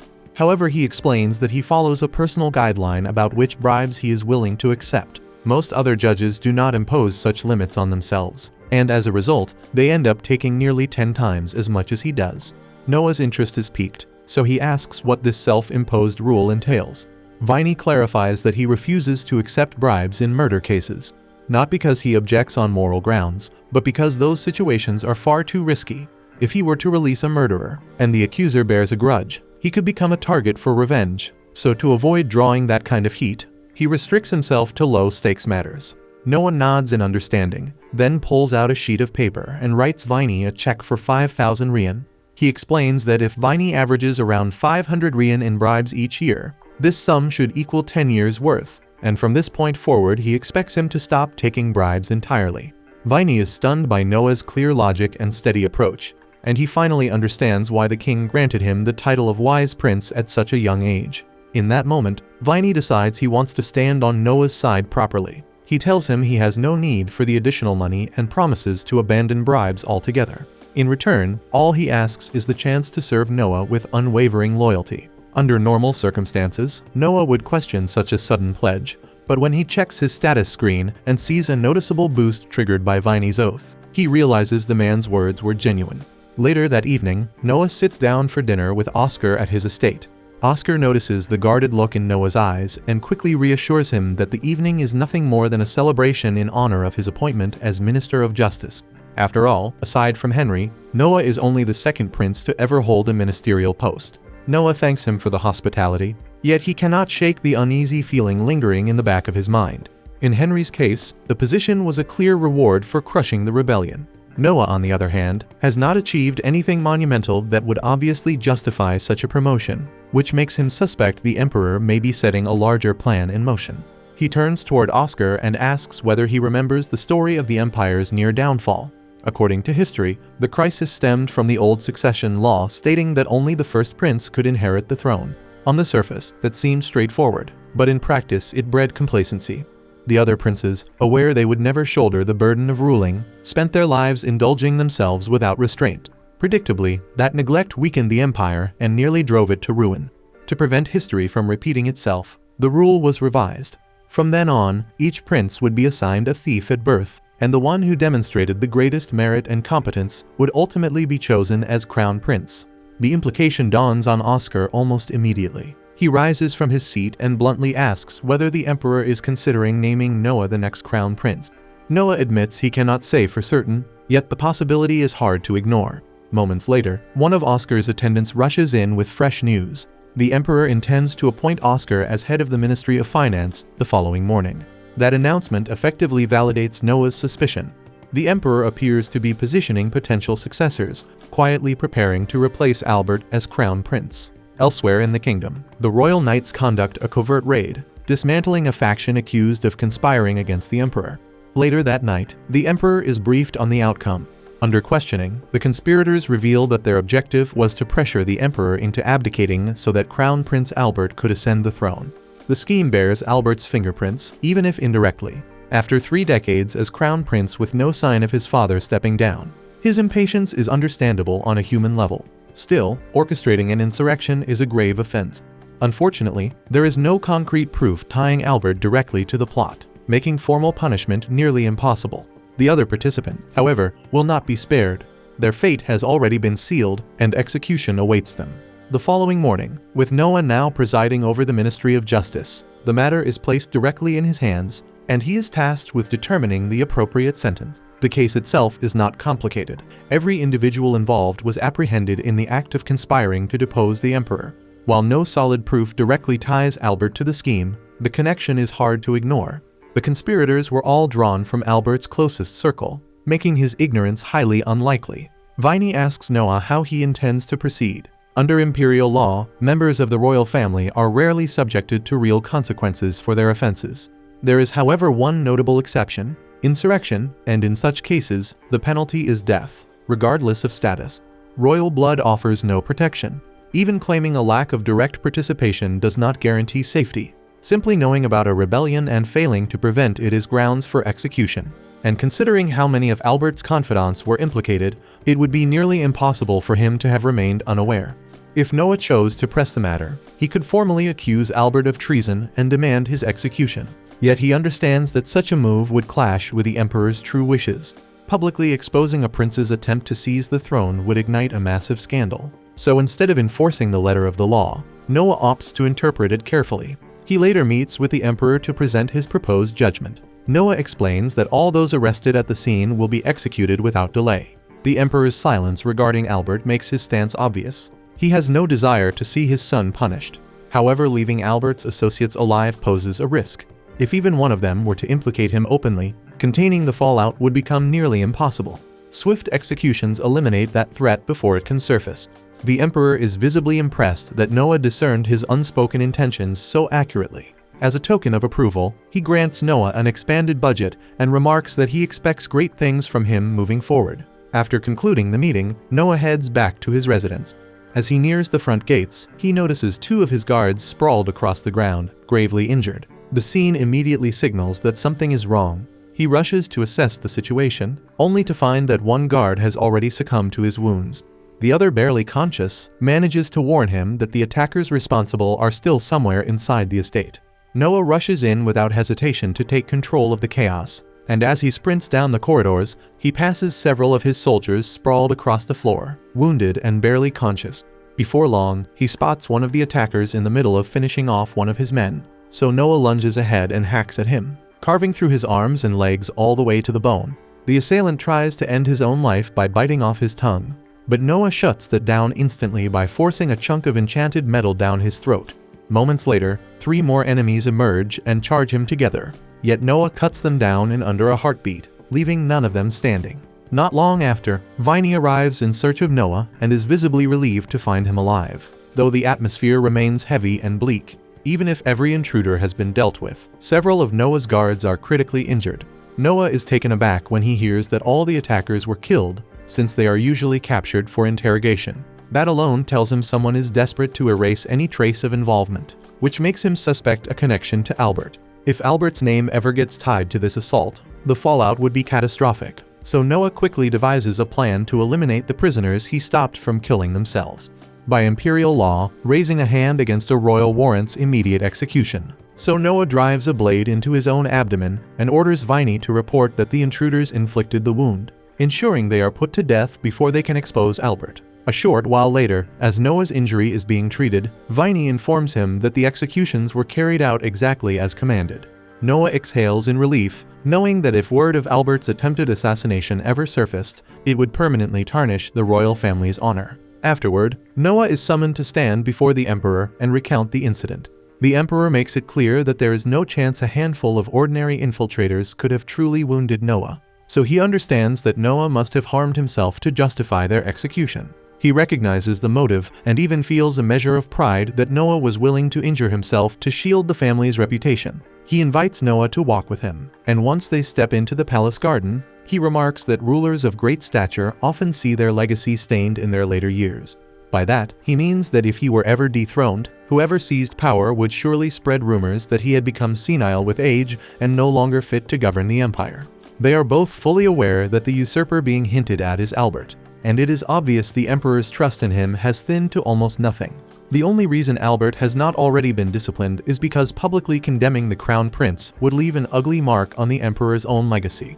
Noah calmly proposes a way to handle the situation. He reminds the Emperor that Henry, Oscar, and Noah himself were recently appointed as minister princes to keep state affairs running smoothly, and suggests establishing an entirely new rank above them, a prime minister prince who would supervise all 3. Then, without hesitation, he recommends Albert for the role. The Emperor rejects the suggestion the moment he hears it, refusing outright to place that much authority in Albert's hands.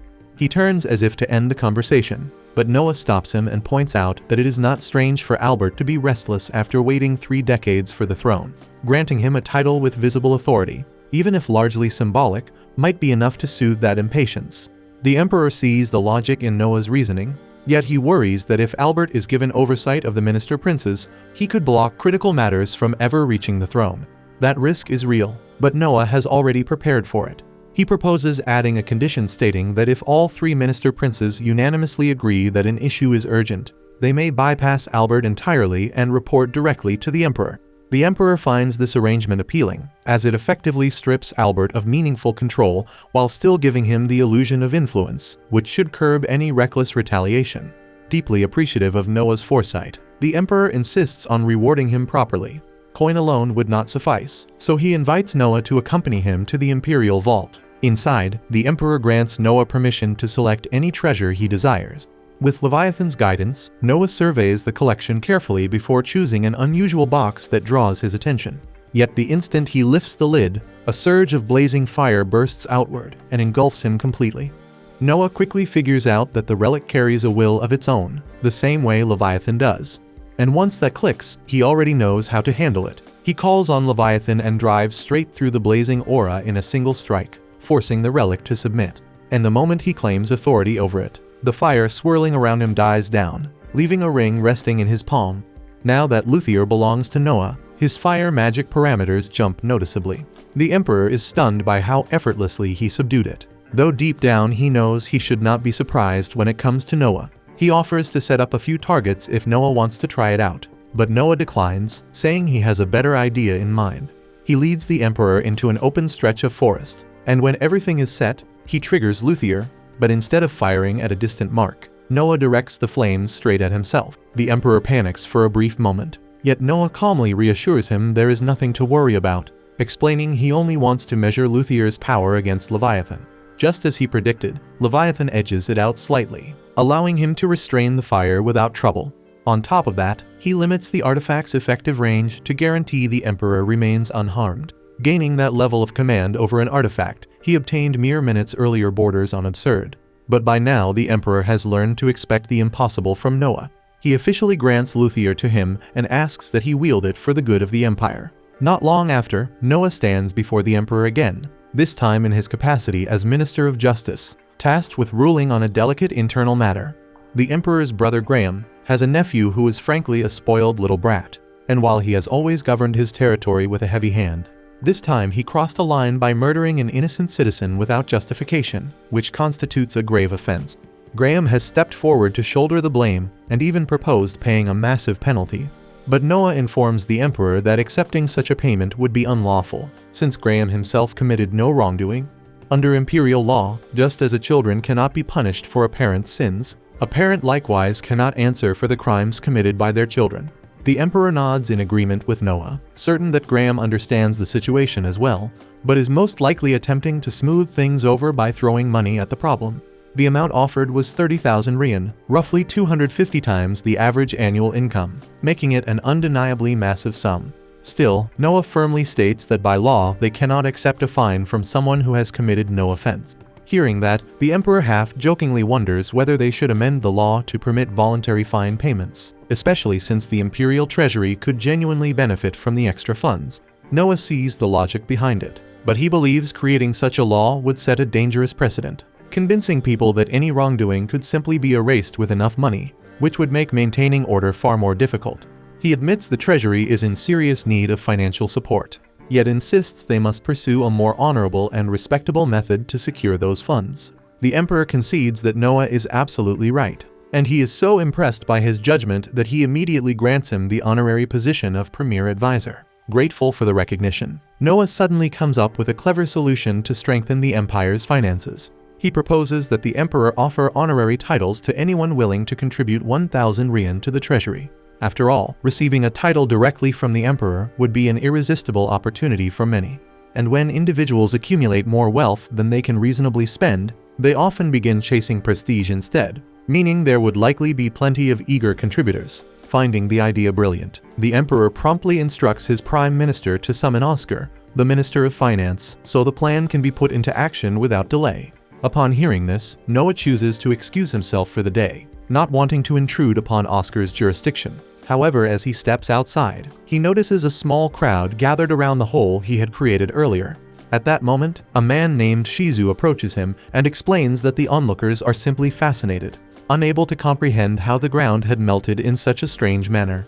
Apparently, one curious individual even slipped and fell into it while trying to investigate, which Noah cannot help but find slightly amusing. He then hands Shizu a pouch of coins, instructing him to cover all medical expenses for the unfortunate person since the incident was ultimately his responsibility. Shizu gratefully thanks Noah, remarking that he remains as generous as ever. Right then, Noah spots that Shizu is holding something in his arms, so he asks what he's got there, and Shizu explains it's a box packed with rhino beetles. Obviously, the 16th prince likes watching them clash, so he had a few caught for his entertainment. Noah actually finds the whole idea of creatures battling each other kind of fascinating. So during the carriage ride back, he decides to experiment with Leviathan and Luthier. He asks if they'd be down to square off against one another, and both Leviathan and Luthier seem totally game, so they shrink into tiny forms and immediately start throwing hands. Noah watches closely as the two keep going at it without pause, but in the end Leviathan still has a slight edge over Luthier, so he takes the win. One of Noah's maids happens to witness everything, and she's genuinely captivated since she's never seen anything remotely like that before. Then it hits her that staring at what Noah is doing without permission is rude, so she quickly apologizes for intruding. Noah tells her it's fine and even offers to let her watch more since Luthier looks eager for a rematch. Noah starts wondering if simply observing their fights might actually make him stronger, and when he checks his stat screen, his suspicion turns out to be right because his level has increased. After getting back home, he makes Leviathan and Luthier battle at least a dozen more times. Up to that point, Leviathan wins every single round. But with each fight, Luthier's skill sharpens little by little, until he finally manages to overpower Leviathan. After that last showdown, not only does Noah's level rise again, but Luthier's rank also climbs slightly, which proves that Noah's artifacts can grow stronger by clashing with each other, and he earns experience from the whole process. Zoe is stunned because this basically means Noah could keep leveling up endlessly without even stepping onto a battlefield. But Noah tells her it's not that straightforward. The first level up only required 1 fight, but reaching the next level took 10 battles, so the experience needed probably scales higher every time. Right then, Henry shows up searching for Noah and informs him that he's about to head out on his first official mission. Apparently, a nearby monster nest has started causing trouble again, so Noah has been assigned to deal with it. To figure out how many soldiers Noah should bring along, Henry takes out a unique magic box. In situations like this, bringing too many or too few troops can backfire, so the box evaluates your abilities and calculates the ideal number of soldiers for the task. However, the moment Noah places his hand on it, the box spits out the number 1, meaning Noah alone is sufficient to wipe out the monster nest. Henry can't believe it, since this has never occurred before, yet somehow it doesn't feel that surprising anymore. Later that afternoon, Noah is seated in his study flipping through a book when he's abruptly told that someone has arrived to see him. So he sets the book aside and allows the visitor to enter. The man is Rias, and he carries a message straight from the Emperor himself.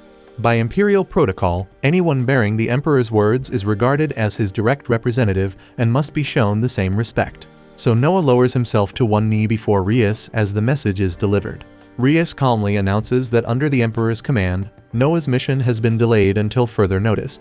Once he finishes relaying the order, Rias then kneels before Noah in return as a sign of respect. As a retainer of House Henry, he is bound by strict rules that require him to show proper courtesy whenever he stands before a prince, no matter which prince it may be. After the formalities are complete, Noah questions Rias about the reason behind the postponement, since he is more than confident he could have handled the task alone. But Rias explains that it is exactly because of Noah's exceptional ability that the Emperor chose to delay it. The Emperor intends to transform the mission into a grand spectacle, so the entire empire can witness Noah's brilliance firsthand. Hearing that, Noah figures it will likely take quite some time before all the preparations are finalized. With nothing pressing to do in the meantime, Noah heads to the local artifact dealer to ask whether he has acquired any sentient relics. Unfortunately, the merchant admits he hasn't encountered anything of that sort. Though disappointed, Noah wasn't expecting it to be easy to find such a rare item. So he leaves the man with a pouch of coins and instructs him to stay alert for anything matching that description. He even promises a generous bonus if something worthwhile turns up. Just as Noah prepares to return home, a disturbance near the market entrance catches his attention. A man is aggressively pressuring a shopkeeper because the owner refused to sell him an item that had already been reserved by someone else. Dalem was infamous for pulling stunts like this. Yet none of the merchants dared interfere because his position effectively placed him beyond consequences. Suddenly, Noah calls out sharply for him to stop, and the moment Dalem sees him, he immediately recognizes the 13th prince, though his expression shows little concern. Noah states plainly that what he just did qualifies as intimidation, which is a punishable offense. Dalem responds without hesitation, revealing that he serves under Prince Gilbert's household, so under imperial law, he cannot be prosecuted for anything short of murder or treason. In other words, even Noah lacks the authority to discipline him over something as trivial as threatening a few shopkeepers. Noah is fully aware that Dalem isn't lying, and under normal circumstances, there truly wouldn't be a damn thing Noah could do to discipline him. But then it clicks in his mind that rule about imperial household members having to show proper respect to every prince they encounter. And honestly, that alone is more than enough grounds for Noah to charge Dalem with blatant disrespect toward the royal family. So he immediately orders Shirley to seize him. And while she has him slammed face down against the dirt, Noah asks if anyone nearby has something suitable for punishment. And since the shop owners despise Dalem with a passion, one of them doesn't hesitate for a second before producing a whip. Not long after, Dalem is bound tightly to a wooden stake, and Shirley turns to Noah, asking how many lashes she intends to administer. Noah replies that if Gilbert ever discovered one of his subordinates abusing borrowed authority to terrorize civilians, he would unquestionably impose the death penalty. So that is precisely the sentence Dalem will receive. And after a brutally long and agonizing round of lashes, Dalem is officially declared dead. Noah feels no remorse whatsoever, yet he understands that he may have crossed a line since Dalem technically belonged to Gilbert's faction. so he decides to personally visit Gilbert's estate to offer an apology. And to make the gesture even more convincing, he instructs Shirley to place him in handcuffs. Once they arrive at Gilbert's residence, Noah recounts the entire incident in careful detail and apologizes for not consulting him beforehand before carrying out such a severe judgment. But Gilbert remains surprisingly relaxed about it all and assures Noah that he did nothing improper because Dalem was never someone of real value. If anything, he believes Noah spared him embarrassment by eliminating a man who would recklessly commit crimes under a prince's name. And with that, Gilbert officially absolves Noah of any wrongdoing. With everything settled, Noah and Shirley take their leave. Yet as they walk away, Shirley questions whether the self-imposed handcuffs were truly necessary, especially since Gilbert appeared so calm, but Noah quietly reveals that Gilbert had been seething the entire time. However, because Noah showed up immediately to apologize, Gilbert had no opportunity to unleash his anger and was left with no choice but to accept it. The following morning, Noah is at home when he is suddenly notified that a member of the imperial family has arrived requesting an audience. He consents to the meeting and is soon introduced to Dawn. Dawn explains that he has heard numerous stories about Noah's extraordinary abilities and expresses his desire to serve under him. Noah agrees to take him in, though he senses something slightly suspicious about Dawn's demeanor, so he orders Dylan to conduct a comprehensive investigation into his background.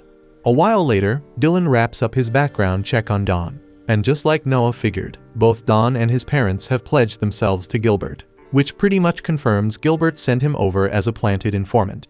The attendants of a prince are usually bound by strict regulations about who they're allowed to associate with, so it's pretty normal for them to marry within their own circle, have children together, and raise those kids to devote themselves to the same prince from childhood. Dawn happens to be one of those kids, but even though no one is aware he's a spy, Noah tells Dylan to keep everything quiet for now because this little secret could be useful down the line. Dylan nods, though he can't help being amazed that Noah managed to figure out Dawn's true role the very first time they met. Still, Noah didn't pull off anything flashy. He simply noticed that even after granting Dawn permission to serve him, his stats didn't increase at all, and that could only mean Dawn's loyalty wasn't genuine. On a different note, Dylan lets Noah know that the merchant he asked to watch for rare relics has arrived, claiming he has something that might catch Noah's interest. Noah instructs that the man be brought in, and once the merchant steps inside and pays his respects, he unveils the item he recently obtained, a massive portrait. Noah is slightly thrown off since he had been expecting something along the lines of enchanted armor or a powerful blade. But the moment he moves closer to the canvas, Leviathan stirs, which tells him there's definitely something strange about it. He asks the merchant whether the portrait carries a curse, and the man admits that it does. To prove it, he produces a duplicate painting made around the same period as the original. And while the two pieces look nearly identical at first glance, Noah catches a subtle shift in the young girl's expression. If the copy was meant to perfectly mirror the original, then the only explanation is that the original altered over time. And since Leviathan reacted to it, there has to be some kind of awareness sealed within. Without hesitation, Noah summons Leviathan and uses its power to cut the connection between the portrait and the consciousness bound to it, finally freeing the girl imprisoned inside. And although the result is exactly what Noah aimed for, the merchant is understandably shaken, because witnessing a spirit drift out of a painting was definitely not something he anticipated, even if it carried a curse. Right then, he catches on that Noah appears to be speaking with a spirit, which completely throws him off since she hasn't made a single sound ever since stepping out of the painting. Yet somehow, Noah can actually hear her, and through that strange link, he finds out she suffered a cruel end. The man who first created the painting murdered her, then blended her blood straight into the paint spread across the canvas, which is exactly why her soul became chained to it and couldn't escape. Even so, being a spirit doesn't leave her with many choices about her future. So Noah calmly offers her a place at his side if she pledges loyalty to him, and she accepts without hesitation. With a new magical subordinate secured, Noah's earth magic stat rises noticeably, but that's only part of what she brings to the table. Her name is Hiwawa, and she holds the ability to mimic the form of anything or anyone she has witnessed before, so to prove it, she instantly shifts into the shop owner's exact appearance. The owner stands frozen, staring at a flawless duplicate of himself, barely able to process it. Yet her capabilities don't stop there. Noah merges her power with the effect of his ring, and her ghostly body partially solidifies, allowing the owner to grasp one of Hiwawa's hands while the other remains untouchable. An ability that flexible is bound to be invaluable someday. So Noah expresses his appreciation and tells the owner he'll pay whatever price he sets. as long as he continues searching for rare artifacts like this one. And the man readily agrees. Not long after, Byron shows up unannounced, which catches Noah off guard since he never asked for any deliveries and definitely didn't expect this haul. Byron explains that it's simply his way of showing gratitude because, thanks to Noah, Cindy secured a servant position within the palace and has already advanced to attendant status, meaning she now shares the emperor's bed, which is considered an immense distinction. Noah immediately notices Byron went all out with these offerings, estimating their worth at roughly 30,000 rien, and Byron is stunned that Noah calculated the value so precisely. Inside the palace, consorts are ranked in 4 tiers: attendants, concubines, standard wives, and above them all stands the emperor's lawful spouse, the empress. Since there can be only one empress, Noah cautions Byron that Cindy's highest attainable position would realistically be that of a regular wife. Though Byron already understands this limit, his only wish is for Cindy to secure as much of the emperor's favor as she can. But Noah makes it clear that affection alone won't guarantee her safety or status. The other consorts won't sit quietly while someone climbs past them, and they would absolutely resort to dirty tactics to drag Cindy down. The palace is ruthless, so Noah advises Byron to provide Cindy with as much financial backing as necessary, ensuring she can protect herself in that battlefield of ambition. Byron nods in understanding, then sets off to handle the situation. The moment he leaves, Noah calls Zoe over because he has something important for her to do. He asks her to personally deliver a letter to his mother, one of the emperor's official consorts.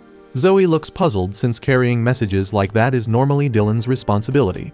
Noah is fully aware of that, but no man is permitted to step inside the inner chambers where the palace women stay, and that restriction applies to him as well, which is why he only gets to meet his mother once a year. The letter explains that he has taken on the role of Cindy's guardian, and because of that, he would like his mother to keep an eye on the girl and ensure she stays safe. Zoe can't help but ask if he truly plans to involve his own mother for political leverage.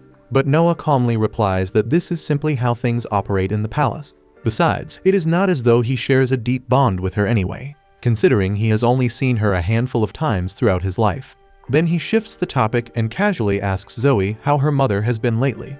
Zoe says her mother is doing well and feels incredibly thankful that Noah gave her a position here in the capital. Yet something has been weighing on her mind. She hesitates because she is unsure whether it is serious enough to bring up. But Noah insists he wants to hear it. So Zoe explains that part of her mother's responsibilities is locking the gate every night. And recently, while carrying out that duty, she noticed someone lurking around the grounds. She did not manage to see the person's face clearly, so she has no idea who it was, but the whole thing felt off to her. Noah immediately suspects what might be happening, so he thanks Zoe for informing him and instructs her to tell her mother to keep this matter to herself for now. That same night, as Zoe's mother goes to secure the gate like usual, Dawn suddenly appears behind her and strikes her neck with a poison needle, killing her instantly before slipping away into the darkness. However, at a distance, Noah, Zoe, and her mother are quietly observing everything. Noah had already predicted this move because he knew the only one wandering around at such an hour would be Dawn. And if Dawn believed Zoe's mother had spotted him, he would absolutely return to silence her and protect his identity as a spy. But thanks to Noah's careful planning, the one Dawn just murdered was not Zoe's real mother at all, but Hiwawa perfectly disguised in her form. Hiwawa's power lets her produce a completely lifelike corpse, so Noah has Zoe carry the body back to her hometown so it can be properly buried. Naturally, this is only a short-term cover to ensure Dawn doesn't catch on that Zoe's mother is actually still breathing, because if he did, he would definitely make another move against her. Noah also frames it as a reason to grant Zoe a few days away so she can stay by her mother's side, and the two of them are overwhelmingly thankful for how thoughtful he is. Sometime after that, Dawn is shown heavily wounded and wrapped in bandages inside a small forest cabin, with Noah seated beside his bed. The moment Dawn regains consciousness, Noah calmly tells him to rest since he almost lost his life out there. Apparently, once Dawn informed his handler that he had eliminated the witness who saw him lurking around, he was labeled a risk for acting recklessly as a spy and was stabbed immediately. Noah explains that he witnessed everything unfold because he had ordered Hiwawa to shadow Dawn's every move, and if he had not stepped in at the right moment, Dawn would unquestionably be dead. Dawn is stunned that Noah uncovered his identity as the spy so effortlessly, and he finally understands why the public refers to him as the Wise Prince. Truthfully, Dawn admits he would have rather served under Noah from the start. But since he was already bound to Gilbert's command, he had no option except to obey. Noah tells Dawn to quit speaking like redemption is out of reach. because as long as he genuinely pledges allegiance, Noah is completely willing to take him in as a true subordinate. Don is caught off guard and asks if Noah truly intends to accept someone like him after all the damage he caused. Noah reassures him and states he will not throw him away the way Gilbert did. Yet he makes it clear that if Don ever dares to betray him, the consequences will be far worse than death. Don nods and immediately swears loyalty to Noah. And this time Noah notices his win stat tick upward slightly, proving Don's sincerity is real. However, since Gilbert believes Don has already died, he will need to disappear for a while under a different identity to avoid suspicion. Noah instructs him to relocate to a secluded area within Almeria for now, and Don is deeply moved by how much Noah is risking for his sake that he insists on returning the favor. He doubts it will balance out Noah's generosity, but he reveals that he possesses critical information about a present Gilbert had offered to the Emperor. The moment Noah hears the specifics, his expression shifts in alarm, and without hesitation, he demands an immediate meeting with the Emperor. And when Noah comes face to face with his father, he wastes no time telling him to stop touching the Poinix wine that Gilbert had been sending over. That Poinix wine is brewed inside Gilbert's own territory, and for nearly a year he has been presenting it to the Emperor as a generous gift. So to anyone watching from the outside, nothing would seem suspicious at all, since both the Emperor and Prince Albert have been drinking it openly for quite some time without showing any harmful effects. But that calm surface was exactly what Gilbert wanted. Based on the information Noah obtained from Don, Gilbert engineered the wine so it would be harmless under normal circumstances. Yet the moment it is taken alongside a dish made from dragon's claw, it transforms into a lethal toxin that kills on the spot. And as fate would have it, the Emperor and Prince Albert share a yearly custom of dining on dragon's claw together. By allowing people to see the Emperor drink the wine beforehand without issue, Gilbert ensured that no one would connect his wine to the Emperor's eventual death, leaving him completely free of blame. The Emperor expresses his gratitude to Noah for revealing this danger, and arrangements are later set in motion to apprehend Gilbert for attempting regicide. With that handled, Noah believes his role here is finished and prepares to depart. Yet something about the situation nags at him, because it seems odd that the Emperor, with his extensive intelligence network, would be unaware of such a scheme. In truth, the Emperor had known about Gilbert's plan from the very beginning. He had quietly replaced every bottle of Gilbert's wine with an identical substitute to protect himself, though Noah uncovering the truth and reporting it was not something he anticipated. Having ruled for many years, the Emperor understands that countless individuals would gladly see him dead to claim the throne. But Noah is clearly not among them, and that loyalty brings him comfort. So from this day forward, he proclaims Noah as Vice Minister of Military Affairs in addition to his current role as Minister of Justice. He further names Noah Governor General of the First Army, and he makes it clear that if any prince ever succeeds in taking his life, he expects Noah to march on the capital with the Imperial Army. And once the city is secured, Noah will have full authority to decide who shall ascend as the next emperor. A little while later, Noah sits down with the Emperor, with Albert present, to go over the findings of the recent inquiry into Gilbert. Papers tied to the assassination scheme were uncovered among Gilbert's possessions at his estate, leaving no room for doubt that he orchestrated the attempt. The Emperor asks Noah what course of action should be taken next. By imperial law, raising a hand against the Emperor is classified as treason, and the punishment for such a crime is being severed at the waist. Albert believes that kind of execution is only proper for someone who tried to seize the throne. Yet Noah can tell the Emperor is wavering, so he offers a different path. He suggests downgrading the offense to attempted murder rather than treason. Although the penalty still involves execution in the same brutal fashion, the timing would rest entirely in the Emperor's hands. Albert fails to see the value in that distinction, but Noah is weighing both the legal framework and the father's heart. Gilbert may have plotted to kill the Emperor, yet he remains his son, and hesitation is only human. With this adjustment, the Emperor could in effect let the sentence linger indefinitely, turning a death order into a lifetime of confinement. The Emperor is grateful for Noah's thoughtfulness, but Albert refuses to budge, insisting Gilbert must answer for his sins with his life. In the end, the Emperor yields and assigns Albert the authority to set the date of execution. After Albert exits, the Emperor confides in Noah that he would typically grant him Gilbert's lands as a reward for his help. However, because Noah delivered the information discreetly, an open reward would stir suspicion, and the other princes might begin scheming against each other in hopes of earning similar favor. For that reason, the Emperor explains he will forego rewarding Noah this time, and Noah accepts the decision without complaint. Setting that matter aside, the Emperor reminds Noah that he will soon return to govern his own domain. which means he must begin considering his future bride. Noah had nearly put it out of his mind, but engagements around the age of 12 are customary within the imperial household. The primary wife is selected strictly for political advantage, leaving Noah little influence over who he will wed, though he can at least attempt to secure the most beneficial match possible. The emperor proposes that Noah marry his uncle's granddaughter, making her Noah's second cousin. Diviners have foreseen that the two of them would produce an exceptionally intelligent heir, which would greatly benefit the dynasty. Noah agrees to the arrangement without objection, and the emperor declares he will initiate the marriage talks at once. Once he returns home, Noah has Dawn brought to the conference chamber, and the moment Dawn walks in, he starts trembling, remembering full well that Noah once said he despises treachery above all else, and from his perspective, turning on Gilbert pretty much counts as exactly that. He resigns himself to whatever punishment awaits and pleads with Noah to at least grant him a swift and painless end. But Noah orders him to stand because he is not some tyrant who hands out executions on impulse.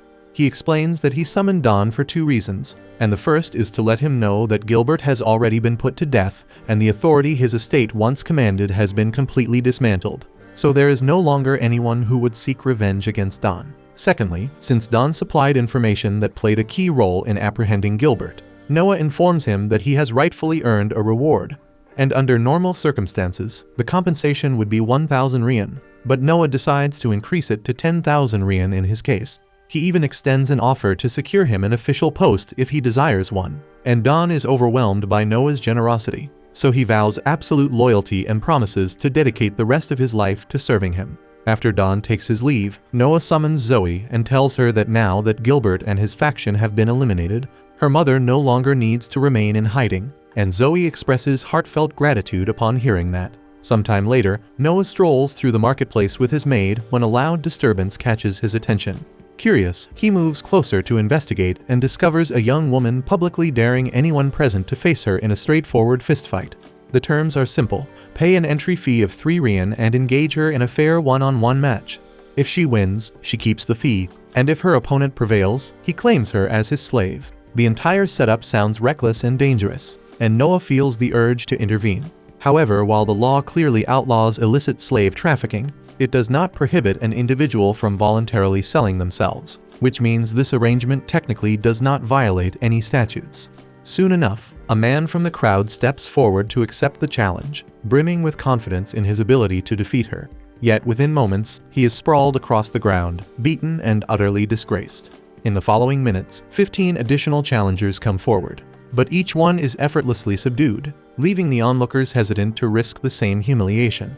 Eventually, one final contender decides to confront her, and the woman instructs him to pay the entry fee so they can begin.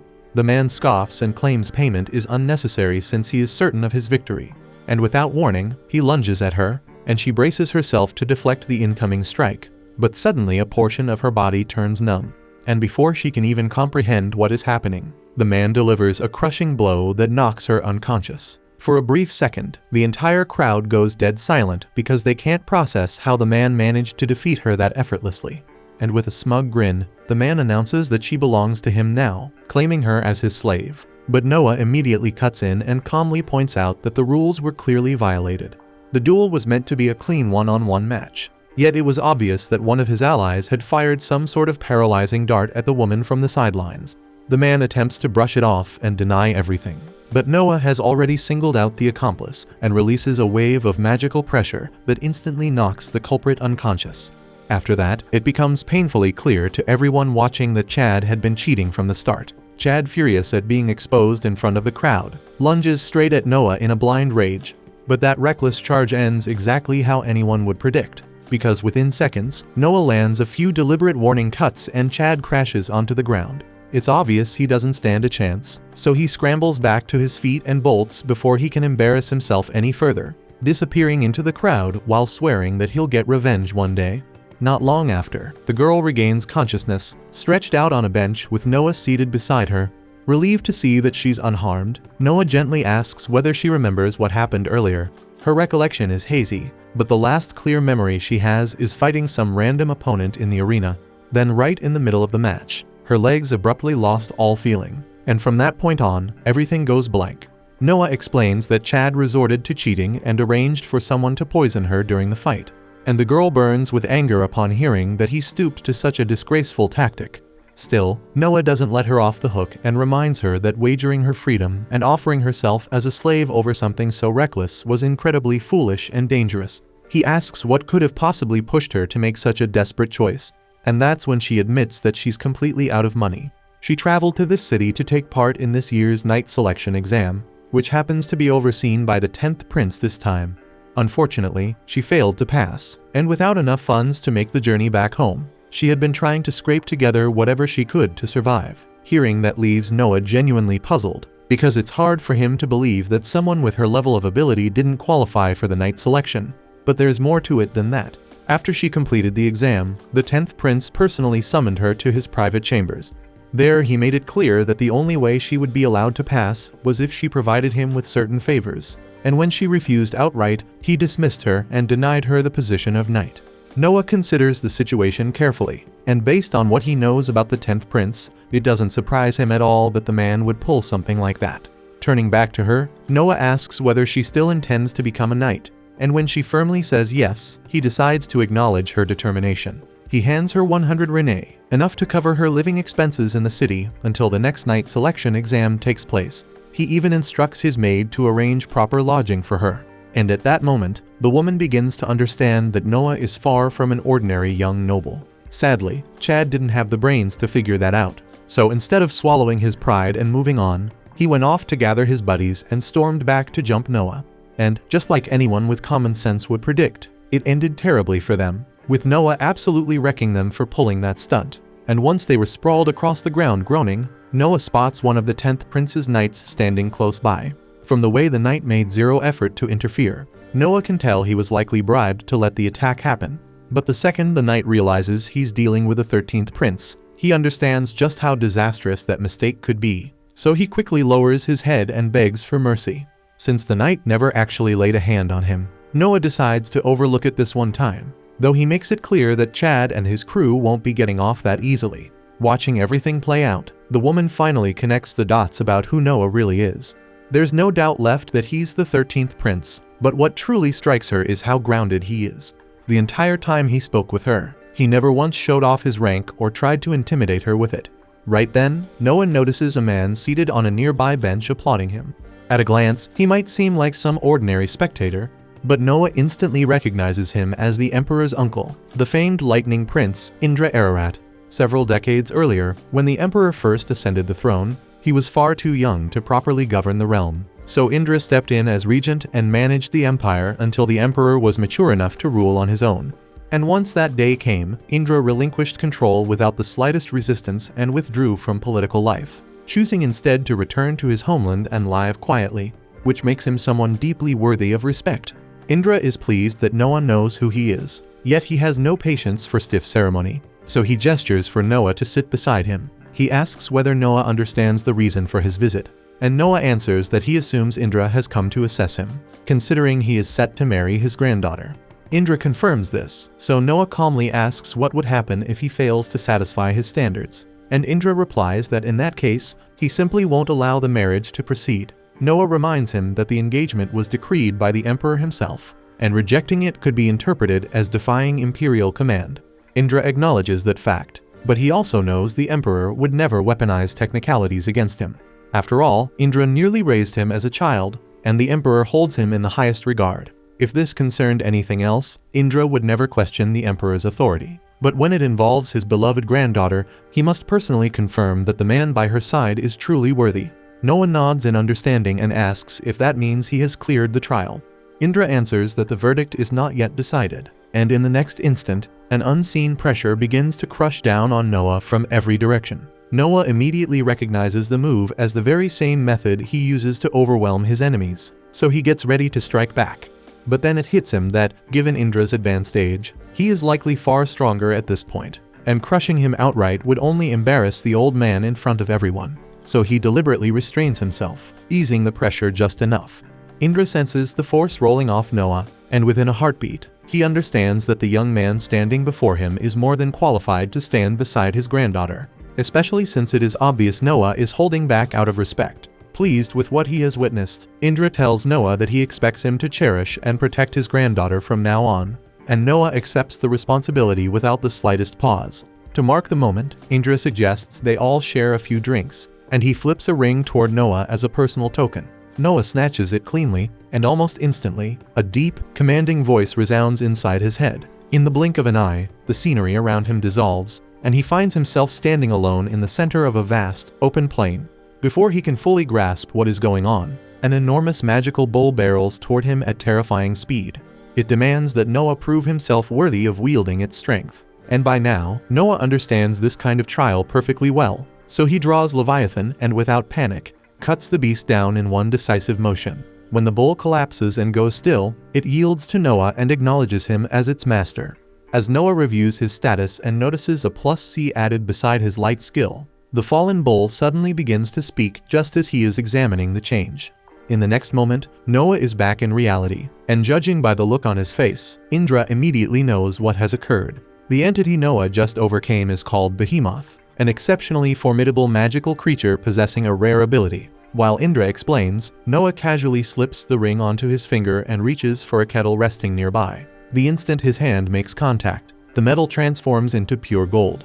Indra cannot hide his amazement, because even during the height of his own power, he never succeeded in subduing Behemoth. Yet Noah accomplished it in what felt like seconds. Afterward, Noah conjures a miniature embodiment of Behemoth's shape and tells Indra that he can strengthen himself by having these small versions fight one another. Indra is completely lost, so Noah decides to demonstrate and calls forth Leviathan, Huwawa, and Luthier. However, as soon as they appear, an unusual phenomenon begins unfolding. It seems that decades have passed since all four of these mystical artifacts were assembled together in one place at the same time. And now that they stand reunited, something extraordinary is on the verge of taking place. Noah suddenly finds himself drifting through a strange dreamlike realm, where the voices of all four artifacts echo around him at once. They speak about how they have not been united since the era known as the Silver Age. The last individual who drew out their true might had reached level 255, and now they are patiently anticipating the moment Noah will rise to that same height. Once their voices fade, Noah snaps back into his physical body. For a brief second, he questions whether it was all some kind of illusion. But the citizens gathered nearby begin glancing at each other in stunned amazement because they heard a mysterious voice call out to Noah. Naturally, they conclude that a divine being must have descended to grant him a blessing. Indra heard it too, and he also assumed it was the voice of a deity. And with genuine excitement, he offers Noah his congratulations, calling it a truly celebratory moment. Noah nods in agreement, and to mark the occasion, he instructs his maid to distribute 10 coins to every person present.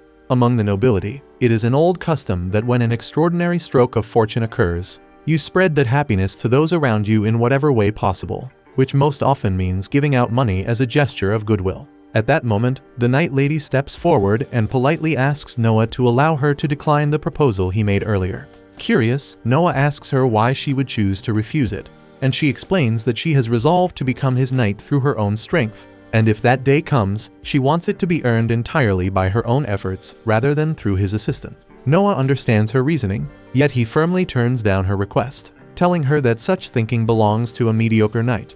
She worries that accepting his support might lead her to disappoint him later, but Noah counters by saying that if she fears failure, then she should simply push herself harder and make sure she never falls short. His words strike her deeply, and she pledges to dedicate herself fully to meeting his expectations. Indra watches this exchange with admiration, impressed by how effortlessly Noah can calm doubts and inspire confidence. Suddenly, the Emperor arrives and remarks to Indra that this is merely one of the countless qualities that set Noah apart. The instant Noah and Indra notice the Emperor's presence, they drop to their knees, and the civilians quickly follow their lead. But the Emperor waves off the formal display, saying it is unnecessary since he is already outside the castle walls. He invites Indra to sit beside him, and in response, Noah summons a life-sized luthier figure to stand guard as an imposing deterrent.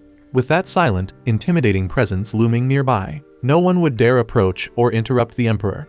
The Emperor had intended for Noah to accompany him while he conversed with Indra, and he is pleased to see that Noah grasped his unspoken plan without needing any direct instruction. Not long after that, Indra and the Emperor ride side by side in a carriage, as the Emperor has a matter he wants to discuss, and realizing it's probably something delicate, Noah signals Luthier to unleash a dazzling column of flames outside, drawing the citizens' attention away. Inside the carriage, the Emperor confides in Indra that he is considering stripping Albert of his status as Crown Prince.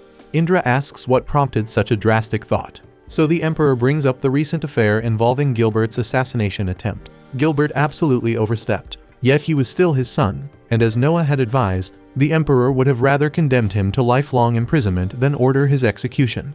Albert, however, burned with anger at the idea of showing mercy to his own brother and demanded that Gilbert be put to death. Technically, Albert broke no laws, but the Emperor fears that if Albert ascends the throne in his current state, that same intensity could spiral into a bloody purge, with Henry, Oscar, and Noah likely becoming his first targets. Indra now grasps the Emperor's reasoning for wanting to remove Albert from succession, but he asks whether a new heir has already been selected.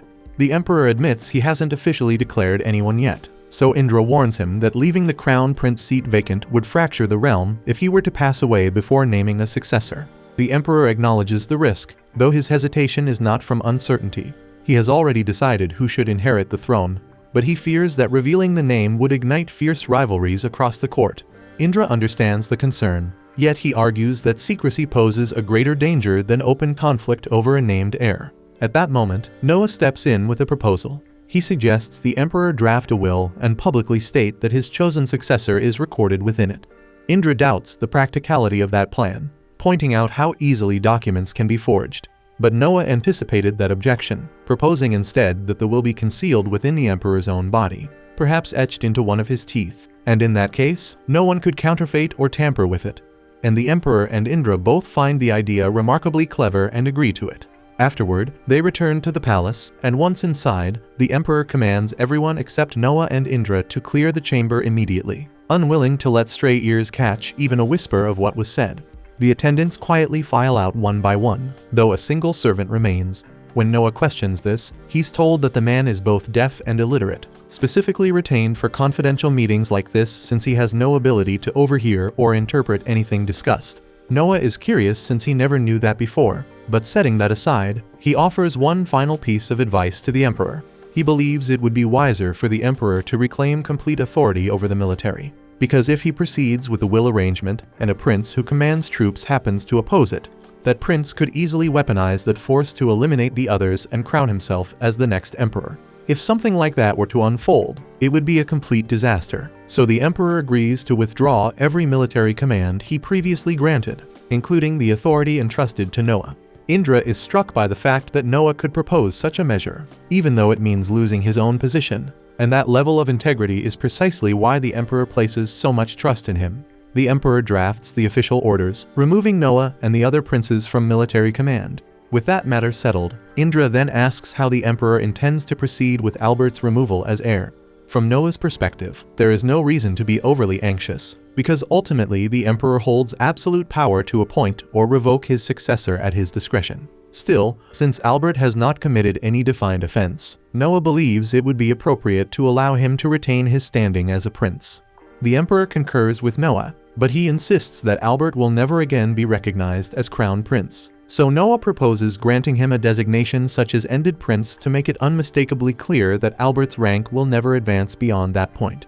The Emperor accepts the proposal and moves forward with it, beginning to draft the formal proclamation. Yet he struggles to complete the document, because although he no longer considers Albert suitable to rule, it still wounds him to deprive his own son of the inheritance he was born to claim. After finally completing the decree, the Emperor passes it to the attendants. But in that brief instant, Noah catches sight of one servant glancing over the parchment, and the man falters slightly after reading it before heading toward the exit.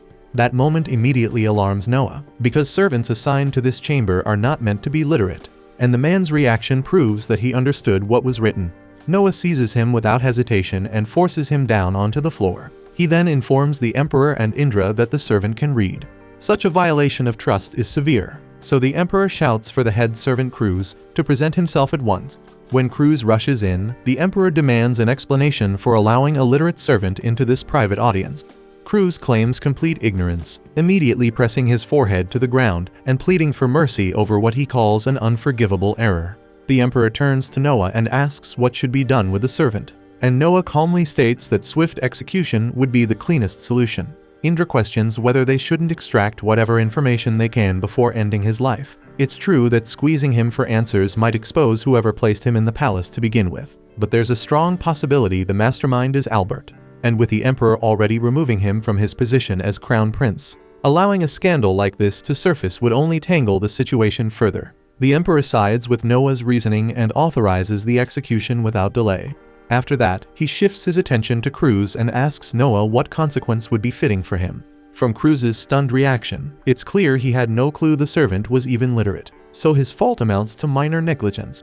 In light of that, docking his pay for 6 months seems more than sufficient. Not long after, the Emperor convenes with his Prime Minister and is notified that the deceitful servant has been executed. He's relieved to hear it's done, yet he can't shake his concern over what to do about Albert. Even if he can't trust him with the throne, Albert is still his son, and that thought weighs on him. Changing the subject, the Emperor asks whether the minister recognizes the name Leviathan. The minister nods, recalling that Leviathan was one of the 4 sages who bestowed their strength upon the Emperor during the Silver Age. The Emperor explains that those very sages now appear to be channeling their power into Noah. The minister views this as a remarkable sign, believing that if anyone has the potential to eclipse the Silver Age, it would be Noah. Because of that, the Emperor resolves to observe him carefully and measure how far his abilities will develop. The following morning, Noah departs from the castle and instructs his knight to prepare themselves. As they're heading to Albert's estate for a discussion, she instinctively reaches for her blade, bracing for possible trouble. But Noah reassures her there's no need since he won't be in any real danger. When he arrives at Albert's residence, he continues to address him as Crown Prince, despite knowing the Emperor intends to strip him of that title. Since Albert hasn't yet been informed, Albert responds with courtesy, telling Noah that formal titles are unnecessary between brothers. Noah expresses his appreciation for Albert's understanding, then turns toward his knight and calmly instructs her to remain outside. It is a deliberate sign of trust, showing that he believes Albert poses no threat to him, not that protection would matter much anyway, considering Noah now stands as arguably the most formidable figure in the entire kingdom. Albert politely asks whether Noah would prefer to sit in the living room or stroll through the garden. Having often heard praise about the remarkable condition of Albert's grounds, Noah chooses the garden without hesitation. Albert escorts him there, and the moment they step inside, Noah is genuinely taken aback by the breathtaking scenery. His gaze lingers especially on a rare double-trunk tree nearby, clearly something that must have been incredibly difficult to obtain. Albert takes pride in his garden as a whole, though he admits he does not fixate on individual plants the way Noah seems to. That particular tree, he explains, was a gift worth 50,000 rein. Yet seeing how much Noah admires it, Albert casually decides to present it to him. It marks the second time Albert has gifted Noah something. The first occasion, involving Leviathan, had been more of a mischievous test, since Albert never truly believed Noah could master it. Still, he has come to realize that true treasures belong in the hands of those capable of unlocking their full potential.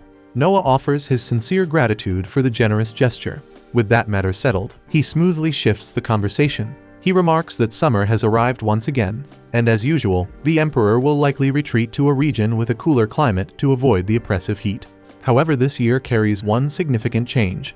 The Emperor intends to bring Albert along. The news hits Albert hard, and he rises abruptly in disbelief. In previous years, the Emperor would leave him behind to oversee affairs of state, granting him valuable experience as a future ruler. Removing that responsibility now can only signal one thing: the Emperor may no longer see him as the next heir. Albert presses Noah, asking whether he knows the true reason behind this sudden shift. Noah maintains a composed expression and pretends to know nothing, suggesting instead that the Emperor simply wishes to educate him more closely during their travels. In truth, the Emperor's motive is far less generous. He wants Albert at his side to prevent him from attempting anything reckless in his absence. Though some may have hoped Albert would accept the situation quietly and move forward, that hope proves overly naive. Later that evening, as Albert sits alone in his study, he receives an unexpected visitor named Olivia. She comes bearing urgent news. Albert intends to launch a coup that very night and seize the throne by force. That concludes this episode. Thank you for watching. If you want to see the next part, be sure to subscribe to the channel and turn on the notification bell.